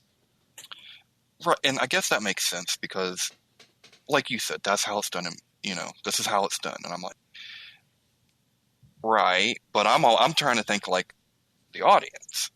But with that, I really didn't take into account that some people are visual learners. It's just so far from my reality that when I hear someone with doing that, I'm taking it as you're talking down to me, man. I'll get it. I get it. You can tell me. I'm not stupid.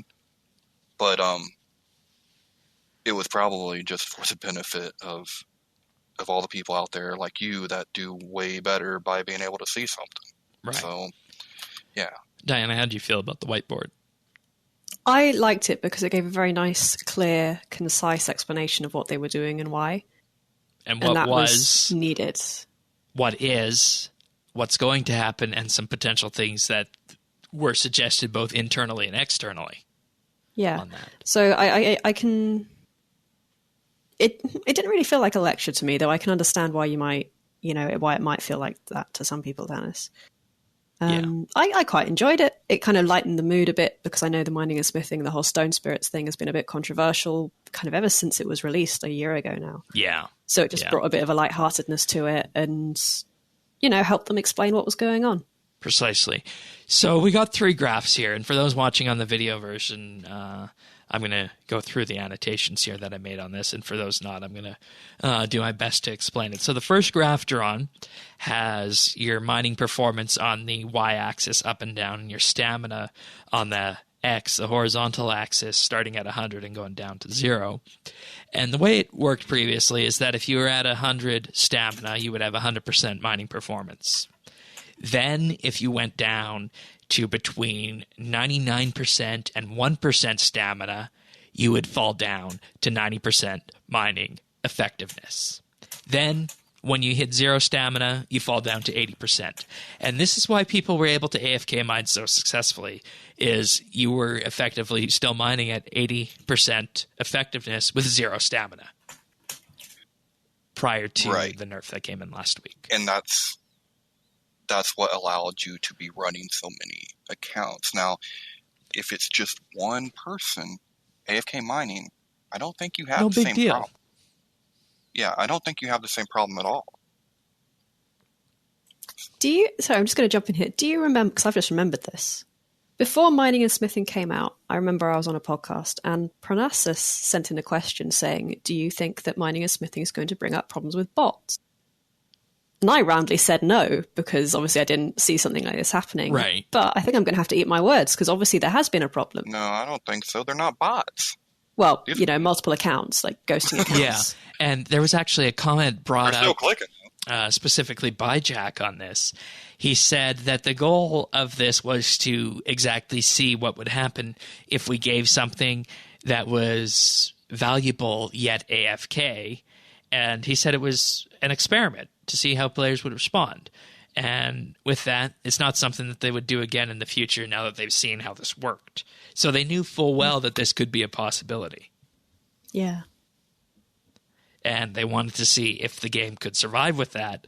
And the answer is that no, it needed to be tweaked. Or if mining could survive with that. Yes. But here you go again, Shane. I mean, this is what we talked about last week. How are you going to attack the problem? Are you attacking it from a supply side, or are you going to attack it from a demand point of view? And my point is, yes, Masterwork is great, but nobody uses it. I use it because I melee. Actually, people that are good at fighting stuff don't melee. Yeah. So they have no use for it. So there's no demand. And you just there's no demand for your. And you just want to prove that us on the supply side are wrong. Yes, I do. But anyways, that's a topic for a different day. The solution that was brought in and is live currently in the game is a linear decrease starting at 100% stamina and 100% performance all the way down to 20% when you have 0 stamina. And we were wondering how this was last week, and we were going to put out a nibble on this, but I decided not to, seeing as that was entirely invalidated by this, but it was linear. And exactly as we said, remember we said, you're probably going to be mining around, 60, 65% performance. And that was their entire intent, was that that was exactly what happened. We were right that it was around 60, 65% if you were doing Rocketunities and the Perfect Juju. That's exactly what it came out to. Yeah, and we knew that. I didn't like that. Right. And the players felt like that. But one thing we forgot that they also brought in is that free-to-play mining was heavily affected by this, because agility factors into your mining stamina. And agility on free-to-play is capped at 5. Hey, whatever it takes. If they want to say it was the free-to-play, whatever. No, I seriously believe that 60 to 75% isn't exactly where they wanted it with this. So I believe that is more the case than the free-to-play one. The free-to-play is just another side question associated with it. Well, yeah, right. And, yeah. You know, in a way, I think, gosh, I think I asked for this in a way. I asked for the whiteboard, and I didn't even know that's what I was going to get. Because I did want to know what they classified as active play in mining. And it was Rocketunities. If you notice, Shane, they said, Mod Jack said, 4-tick mining is supposed to be the best, period. Yeah, and it still is. Okay. Right. But Rocketunities is supposed to be up there too, and it shouldn't have been. It shouldn't have been knocked down that far. It shouldn't have been knocked down like that, yeah. Yeah. So, I mean, you know, at the end of the day, we got to where we need to be, so that's really good. Yeah, and in particular, where we need to be, the change that's going to be coming in, and, you know, people were looking around the studio to see if they could find someone to implement it. Mod Shogun implemented it because apparently it's a one-line code fix to make this happen, and it was already done by the time they got clearance to do it.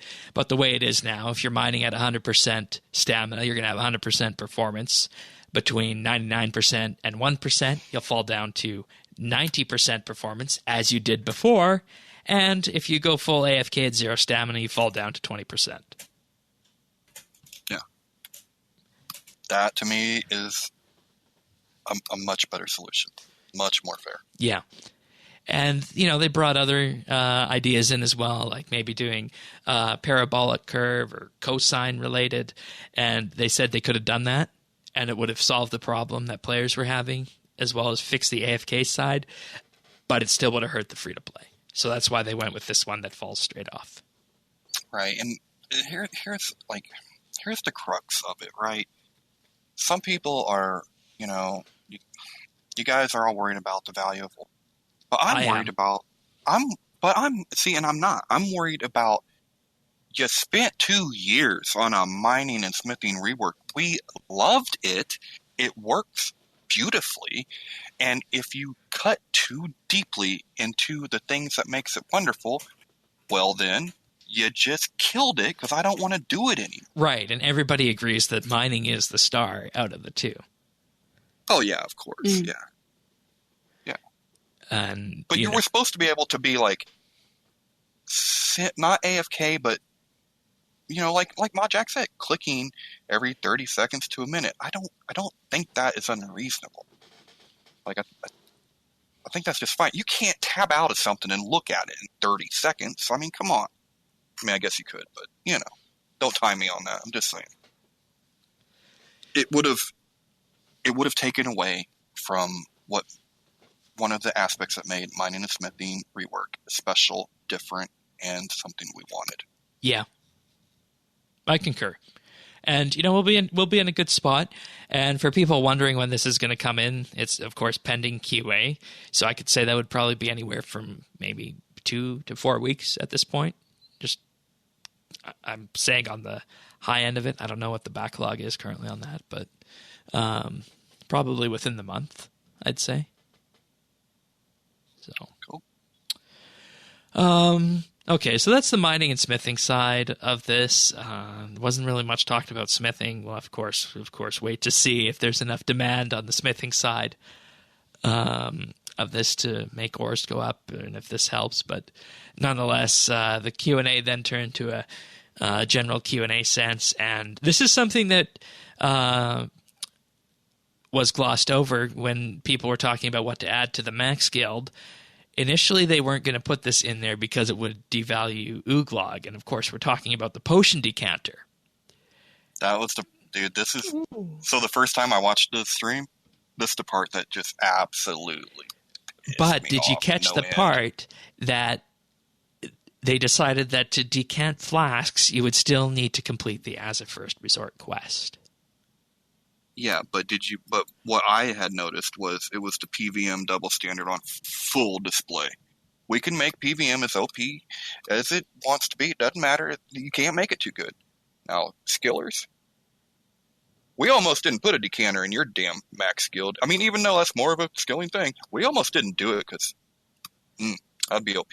And I just want to say at this point that the decanter in Prif has been changed to be able to decant flasks. Right, which... That wasn't in the a patch funny note, thing, but it's there. You know, the funny thing to me is, like, it's almost ass backwards in a way, because, like, in so many other realms and other games, it's the combat that's constantly being tweaked.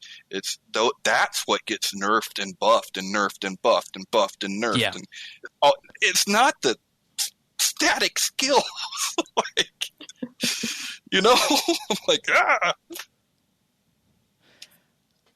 Also, the max skill changes have been bumped down because Mod Raven is wanting to do something that will excite people in the lead up to archaeology. So that's been bumped down a bit. I'm Changes to excited the for max that, by skill. the way. What's Mod Raven planning? Who Yeah, I knows? don't know. It's going to be good, though. PVM Hub Achievement Garden, part of the initial Epic Jam design. But there was so much that had to be done with this, and it wasn't worth it from the aesthetic perspective. It would have been too cluttered. Yeah, and they would have had it'd to be too big. put extra resources into it. But they wanted to get this out before archaeology. So, does that mean that they can't add that? They can't bring them, bring the models down, make it a little bit smaller? Well, they could definitely add it in the future at some point. Okay. I just think that would have been... Look, you can't put all of your pets in your house. You can't carry more than one at a time. And if you're using a legendary pet, you can't show off any of your others. This would have been one small way that you could kind of... And one of the things is that I don't know how it works in RS, but there are some games internally where you can use the same model and just scale it, and there are others where it won't work. So I don't know what the state of that is in RS. Yeah, well, that's for you... Smart. I have no idea. I have types. no idea I'm the how one that sitting works. over here. Can't you just shrink it? Hell, I used the shrinking machine last night. Go see Eva. And that was pretty much it for the live stream. Anything else on the live stream you guys want to bring up? Don't think so.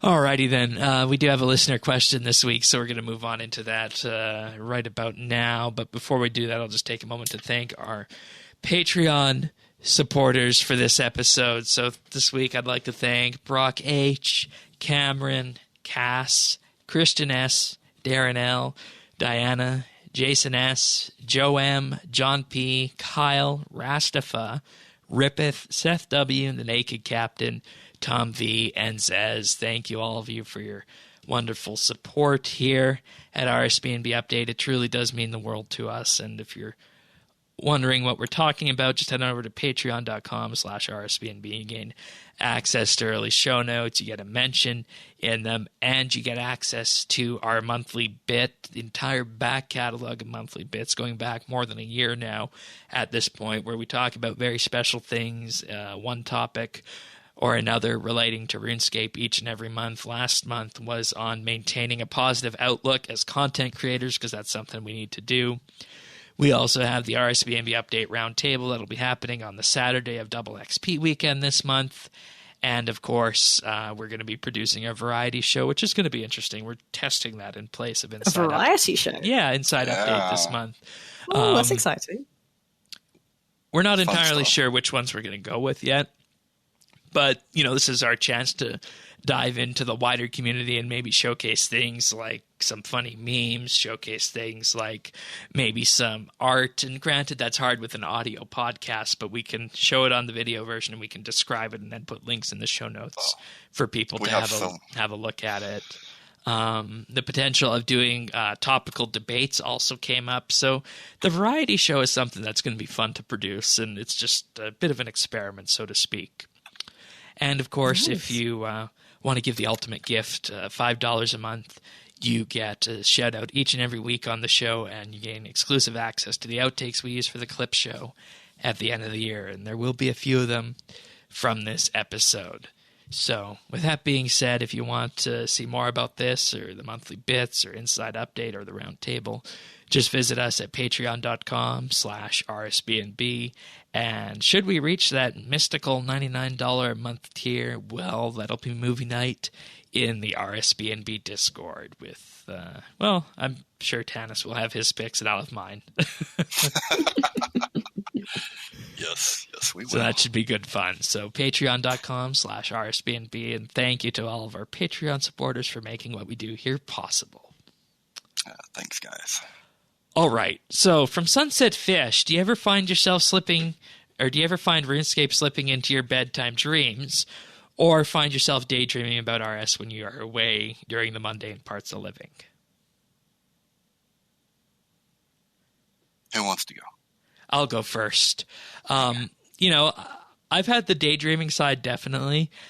I don't think I've had any RuneScape-themed dreams before, but I will say that one point in time, many, many years ago, when I went in to have teeth extraction done for wisdom teeth, and, you know, you get put under for that one. I actually had a dream while I was out, believe it or not, and I had no idea that would be possible. And I had a RuneScape dream while I was out, and that's the only time it's happened when I was under anesthetic. Nice, that's amazing. Wow. So, I don't know what caused that, but yeah, it's happened to me before, and under a very unique set of circumstances. Now I want to interview Shane when he's just coming out of anesthetic. He's off his tits on. Yeah, like one of those videos that they do. No, you know what happened when I was just coming off anesthetic there? I ripped the IV out of my arm, and I started getting up and starting to move. That's not good. Yeah, well, I mean... Sounds like a wild ride. I am the kind of person who honestly believes you should only be in bed if you're sleeping or you're dying.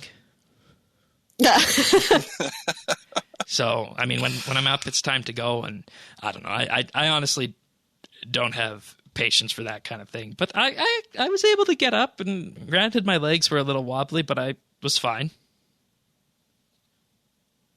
But nice. We're venturing off more into the side story of it, and there's a running joke around RSBANDB now that if you're to get any dental work done, do a clue scroll beforehand. Because I was on RS before I went there, and that's probably why the dream happened. Probably why, yeah. That was my best clue scroll reward ever, and this was back before dyes existed, and I got a pair of third age plate legs. Very nice. Wow. Damn. Anyways, your guys' turn. Whoever wants to go first. Tanis, do you want to take it? Sure.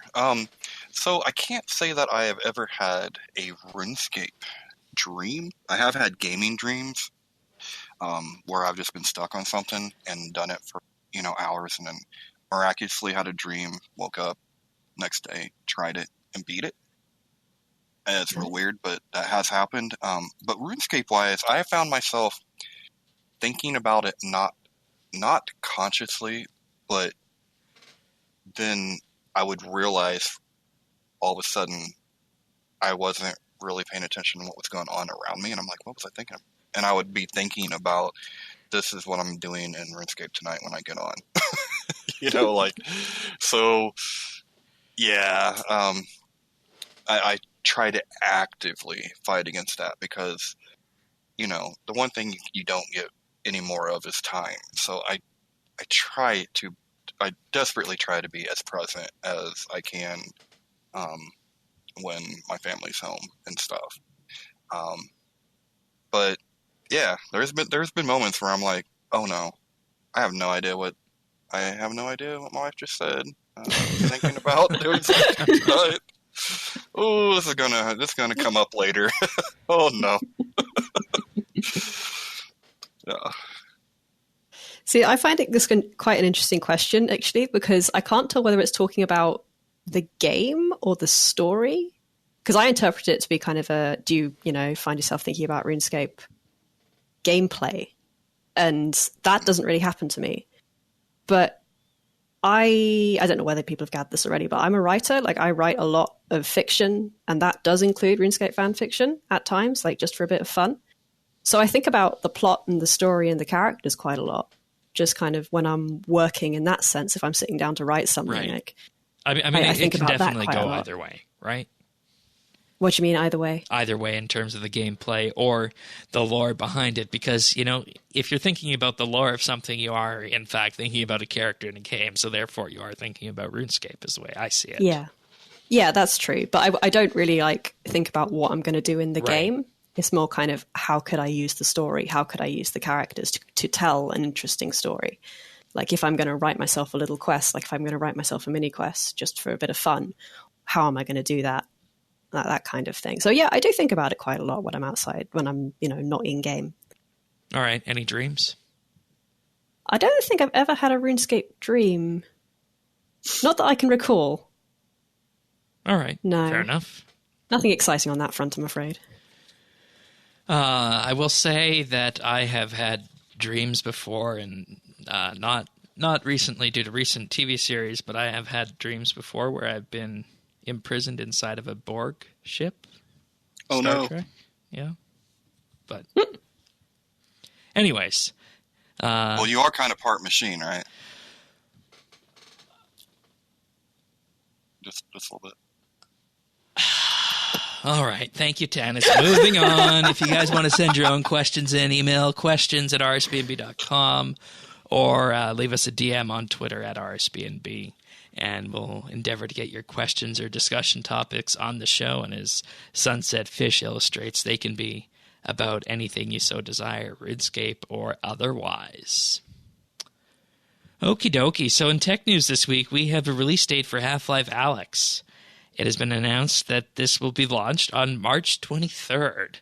And, this is something that we talked about at the tail end of last year, and we questioned, is this something that's going to get delayed like other Valve games have in the past? But no, lo and behold, it is arriving on March 23rd. It is the the prequel to Half-Life 2.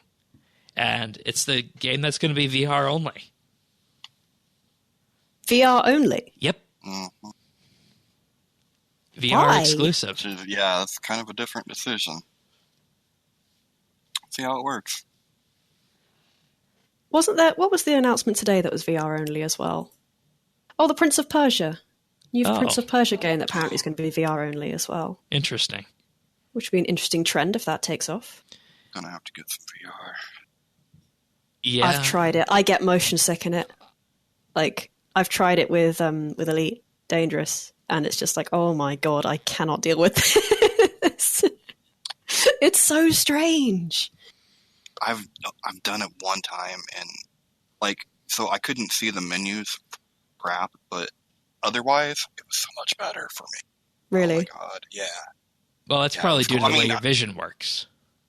Yeah, it's because my vision has all these holes in it, so having it in a 3D kind of world, like I played this one game where these dinosaurs were coming at you, and you were holding these guns, man. You had these machine guns in each hand.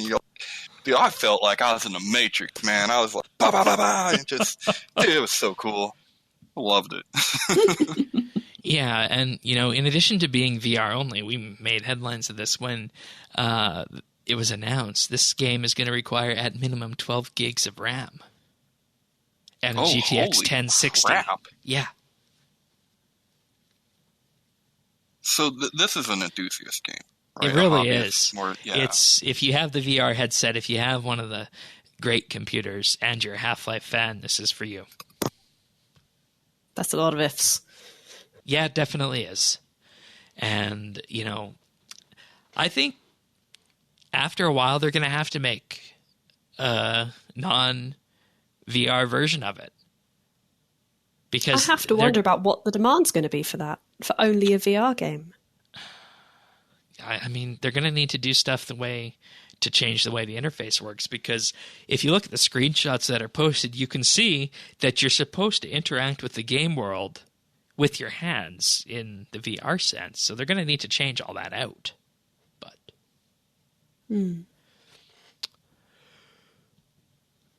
all right. Tannis informs me that he has a Beagle alert, so we'll just move on to the next tech news. Thank you, Tannis, for slipping that in. That was I appreciate the notice on that one. I don't know.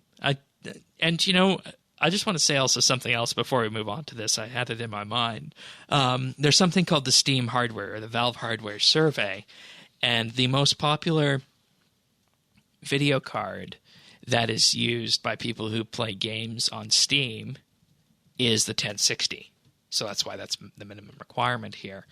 And if we look at the other information regarding this, and lo and behold, they do actually have one here for the VR headsets. 30% of people who answered their survey in January 2020 have an Oculus Rift if they do have a VR headset.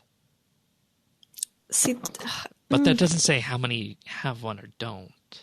Also, the most popular amount of RAM is 16 gigs, so they're tailoring this precisely to their audience.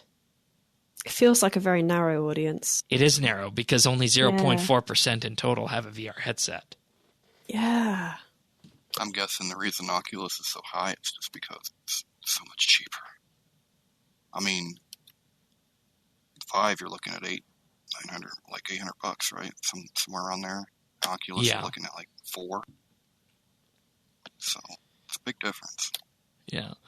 And you need a lot of room for the Vive too, which is what I would have. Don't get me wrong. If I had the money in the room, that's what I would have. But 0.04 or 0.4% of people have a VR headset in this survey. Less than 1%. Yeah, it's tiny. You know, I think VR gets a lot of its popularity from PlayStation because it's so much more full. It's so much more. It's in so many more homes. You don't have to have that huge, powerful PC to run. No. Sorry, it's only Oculus Rift 0.4.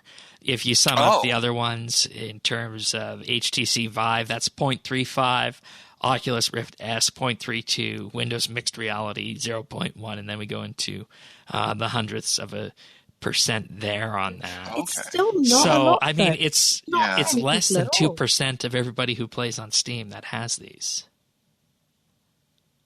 Like, it feels like it's almost too early. Like, I know VR is becoming more adopted and people are getting used to it and it's becoming more fashionable.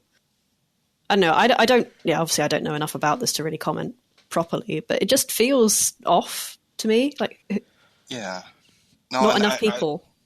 I think you're right. I think you're exactly right about that. And I think one of the barriers, at least on the PC side, is you do have to have, bare minimum, you have to have a pretty beefy computer. Yeah. Versus because you don't want to be having those FPS shifts when you're using VR. Right. Well, and you're looking at like what, 1,500 to 2,000. Yeah. Just like as an average. You're looking at probably a 1080 at least. Right. And so like GPU. you can get into you can get into VR through PS4 so much cheaper.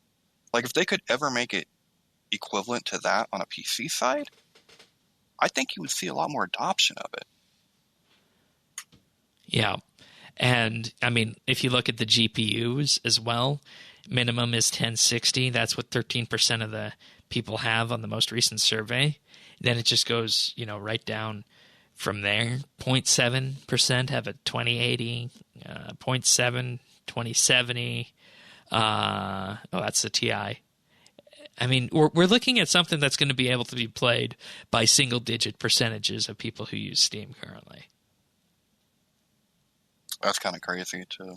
Yeah, that just doesn't make sense to me, like, just instinctively. But there's no real rationalization behind that. It's just me going, what? All right. Really? Especially with this Half-Life. I mean, I've never played Half-Life, but I know how big of a deal it is. Like, people love that game. Like, they love that game. So, to have a new addition to it only open to 2% of your possible customers? Well, that's why it's Half-Life. It's a prequel, not Half-Life 3. Well, yeah. Well, they can't count to 3. You know that. All right. Let's move on to our next piece of tech news, and this is going to be a change that's coming down the line for Google Chrome users, and this is in relation to HTTPS pages. So when you look up at the top of your address bar, you see the little lock, or you see HTTPS, and what they're going to be doing is they're going to be blocking something called mixed content downloads. So if a web page that you go to has a non-HTTPS URL calling in a resource like an image or a script or a file download that it wants you to download, Chrome will eventually block all of these downloaded files, because the general sense is that in the modern era, insecurely downloaded files are more of a risk than the HTTPS files, because they can be files that are swapped out by malware. That this is exactly what the Chrome blog says. It could even be eavesdroppers that are wanting to look in on the pages that you're viewing. And this is part of Chrome's gradual shift to move away from HTTPS entirely and block these downloads, just to ensure that people are going to have enhanced privacy and just be a lot safer from the malware front on this. And once Chrome 86 arrives, it will be entirely blocked. And for anybody wondering what we're at in terms of current Chrome, we're on Chrome 80. So we're going to start getting warnings about this. And then in the next year or so, we're going to start seeing this become policy for our web browsers if you use Google Chrome by the end of October 2020. Is going to be a big change. And, I mean, I hate to say it, but if a website is on HTTP in this day and age, there's probably some reason for it, or it's an old, neglected website. And if you're on an HTTPS website, it says HTTPS in the address bar, and it's trying to download non-secure resources, there's no reason why it should be doing that. So I think this is a good change to make for people's security. And we talked about Firefox a few weeks back, how what their security and privacy initiatives look like. And it seems as though 2020 is shaping up where all the browsers are trying to make their pitches again to their users to say, no, we're the most secure. No, we're the most secure. Something on that effect. But this is what Chrome users can look forward to as we march on through 2020. I don't know if there's much else to say about this unless you guys have any thoughts on this. It's over my head, Shane. Okay. Well, just know then that if you're on a website with the locker, it says HTTPS up at the top, you won't be able to download non-HTTPS content on it. That's all there is to it. Okay. Oh. Yeah. Okay. So So there goes. Okay. What's the problem? No, I mean, it's not a problem, but I'm guessing it's going to be a lot harder to get ROMs and stuff like that. Well, it depends if the ROM site is HTTPS secure and it's trying to download from that non-HTTPS URL. So, yeah, it'll just have to be something that you'll work around. I'm sure you can find a way around it eventually. All right, next up, Activision Blizzard has pulled all of its games off of NVIDIA's GeForce Now streaming service. So this means things like Call of Duty, World of Warcraft, Overwatch are gone off of NVIDIA's streaming service, which, we talked a lot about streaming last year from Stadia to, I think, the PlayStation that turned out, option. Shane? It's going. It's not the bang I think people thought it would be, but it's going. It's going. But Activision Blizzard services on the NVIDIA streaming service. And I don't know. I mean, there's just so many different game streaming services out there. It's hard to know what's what anymore in this day and age. And I think this could be the precursor to Blizzard launching their own gaming streaming service. You know we're going to have to start pirating games again. God. Yeah, I think that Blizzard has more important things to worry about, right, than starting a new streaming service. Oh. No, I mean, yeah, they need to deal with their Warcraft stuff. But oh yeah, what's happening with that?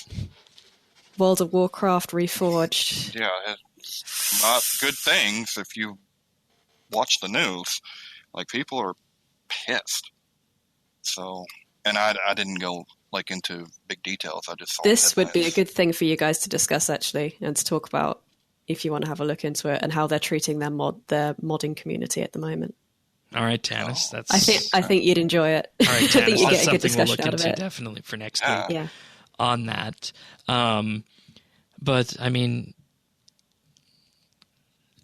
do people use gaming streaming services? That's, I think, going to be the recurring question that we have here. Can I ask a really stupid question? Yeah. What's the difference between a streaming service and something like Steam? The streaming service basically makes it so that if you have, say a bare bones laptop or a Chromebook, you can play games in 1080p using your internet connection, and it's not rendered locally on your machine. It's like watching a YouTube video and just controlling it effectively. Okay. Yeah. So you'd need a seriously good internet connection Yes. and kind of unlimited broadband. Yes. Like, we're looking probably north of 50 megabits to do 4K if you wanted to. Okay. I think 30 megabits Wow. is the barrier for 1080p. Right. Yeah. I can kind of see why that might appeal, but at the same time, also not. It all depends. Like, I think there is a place for game streaming services. I think there is a place for a Netflix of games. I don't think Stadia was it, because number one, Stadia, you had to buy the hardware, then you had to purchase the freaking game. Like, that. Wait, on was top not- of the subscription fee, you have to Yeah. then buy the game. Yeah. What's Like, the point of the subscription fee then? Exactly. Like, that's my point. But honestly, like, I did a few months of subscribing to the PlayStation PC streaming service, and I loved it. Like, because it had all these old PlayStation games that you could play, and it was great. But I mean, there was actually too much content. Like, I couldn't play that many games. So I'm like, well, I'm paying too much for the amount of stuff that I can actually play, so I let it go. But and I didn't have any problems with that. Like, it was smooth, it was fine. Like, I really enjoyed it, and that was like $15 a month. Yeah. Yeah, Or I didn't have to conversely- buy hardware, didn't have to buy a game, none of that. If you just want the best experience and you don't have, the internet connection to run one of these things, just buy an Xbox and get Game Pass. Yeah, that's another one. And then, I mean, there's a huge library of games. You just download them and away you go. And, that's why I've yet to be convinced that streaming works, because everybody I know, I've not met someone who doesn't have a console or doesn't have the computer to actually run the games. Hence, Yeah, I that's think always there's a better huge option. part of doing gaming that involves having your own hardware and customizing your own hardware and, having ownership of it in that sense. So Right. streaming I almost seem like appealing to that sort of audience. Right. Well, what's appealing is to be able to just have access to a large library, and that's what PlayStation did. Like, then they added new games every month, and there was like, I forget what it was. It's been a couple of years now, but I want to say it was like around 300 games. Just, I mean, that's a significant addition to your library. Yeah. I didn't need it for hardware or anything like that. I didn't need it because I couldn't play any other way. It was just like, $15 to have a whole nother 300 games. Yeah, sign me up. that's the purpose Yeah. of Game Pass. That's what I do. Yeah. Yeah. And I mean, I've gotten great value out of it too. So, Yeah. all right. Let's move on to achievements of the week. I believe, Tanis, you're getting us started. I think that's what we said. Yeah. All right. So we have Alex Peaks with 99 cooking on February 12th. Then we have Agronia with 99 invention on February 11th. And Whitey with 120 hunter on February 11th. Oh man, I'm sorry, Whitey. You got it post. You got to post nerf, bud, but good job. Good job.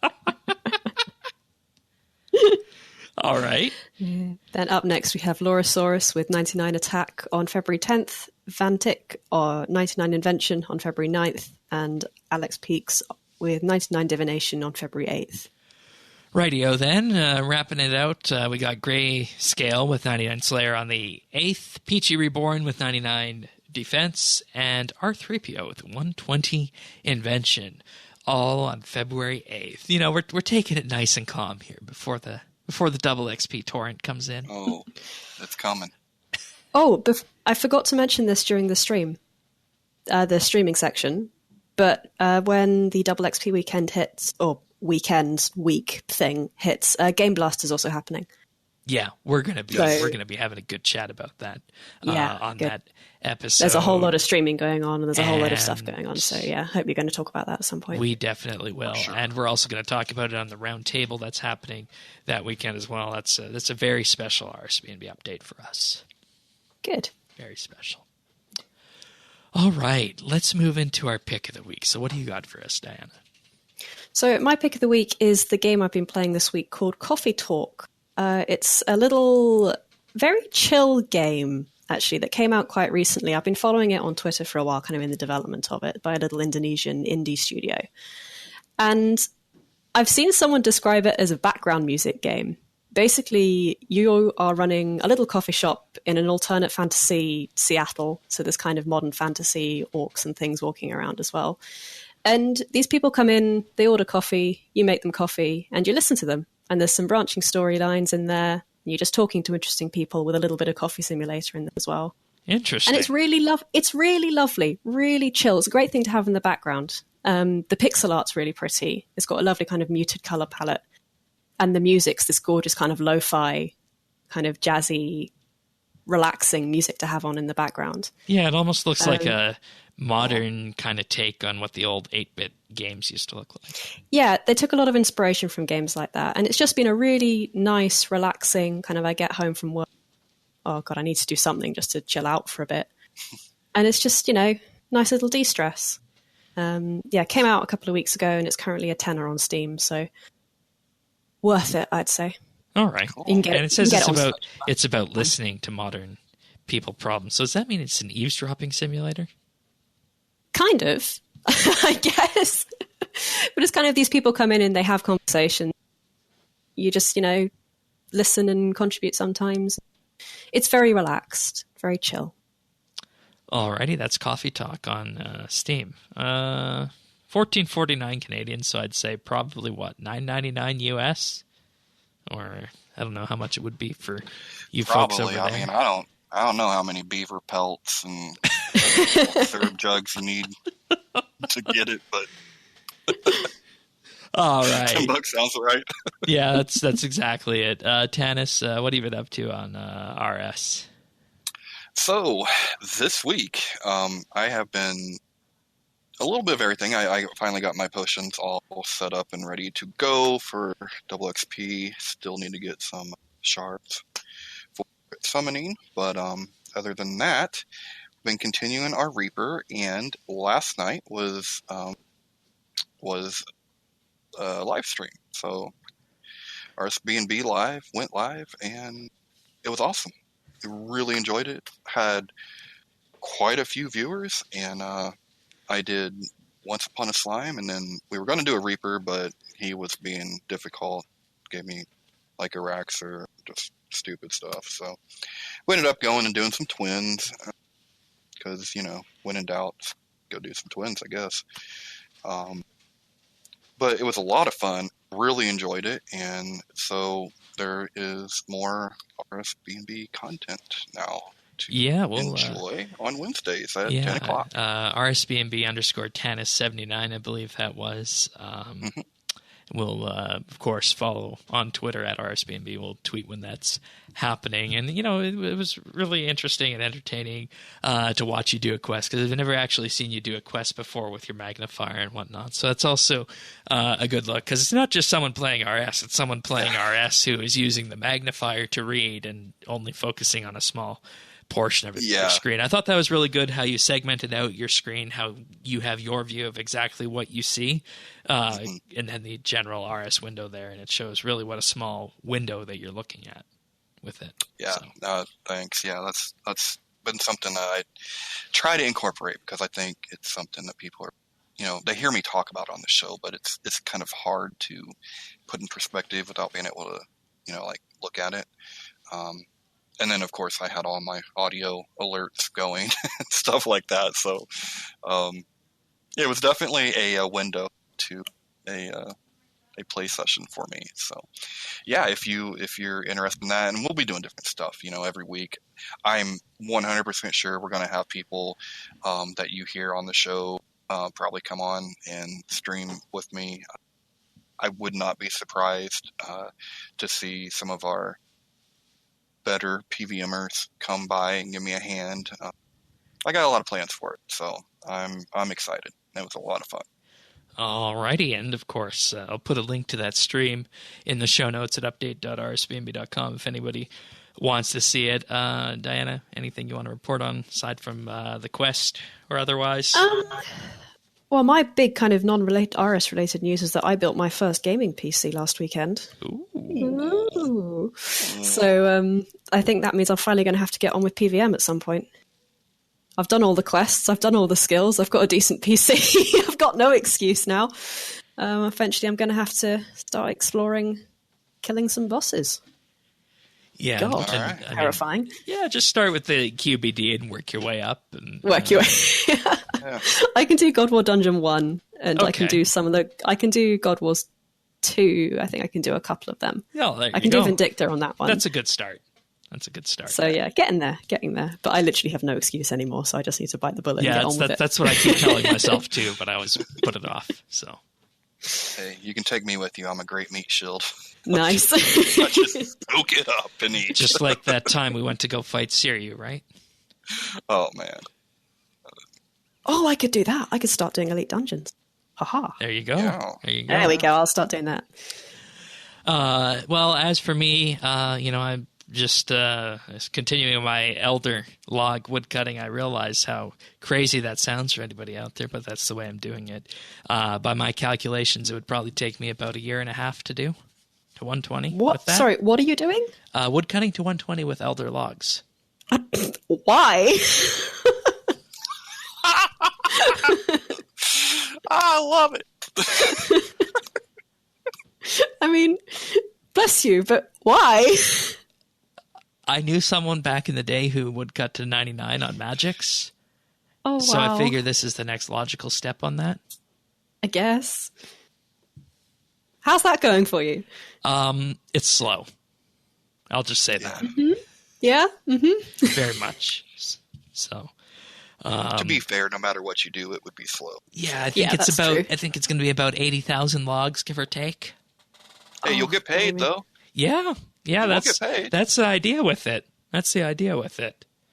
And speaking of that, the dinosaurs, the Rexes are still really good. If anybody's got a Rex farm going, in terms of the amount of dinosaur roars you can get, also. Frog slime. Each and every day you can pop some frogs in, just buy it with beans, put them in there, and then at the end of the day you're going to get, a free 600, 700k by just doing that.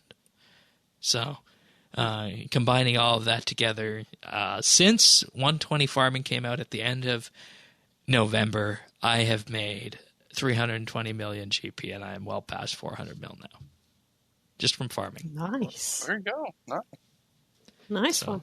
So that's the progress report from me this week on that. But not too much else to report, so I think we can end this episode of RSBANDB Update. And, we couldn't, of course, do a quest week without having the full-blown discussion on that. So thank you for joining us, Diana. Thank you for inviting me on. It's always been good fun to come on. And with that being said, if anybody wants full show notes, you can find that at update.rsbnb.com. You can subscribe to the podcast on any podcast listener out there. Apple Podcasts, Google Play, Spotify, Pocket Cast, YouTube, anything under the sun.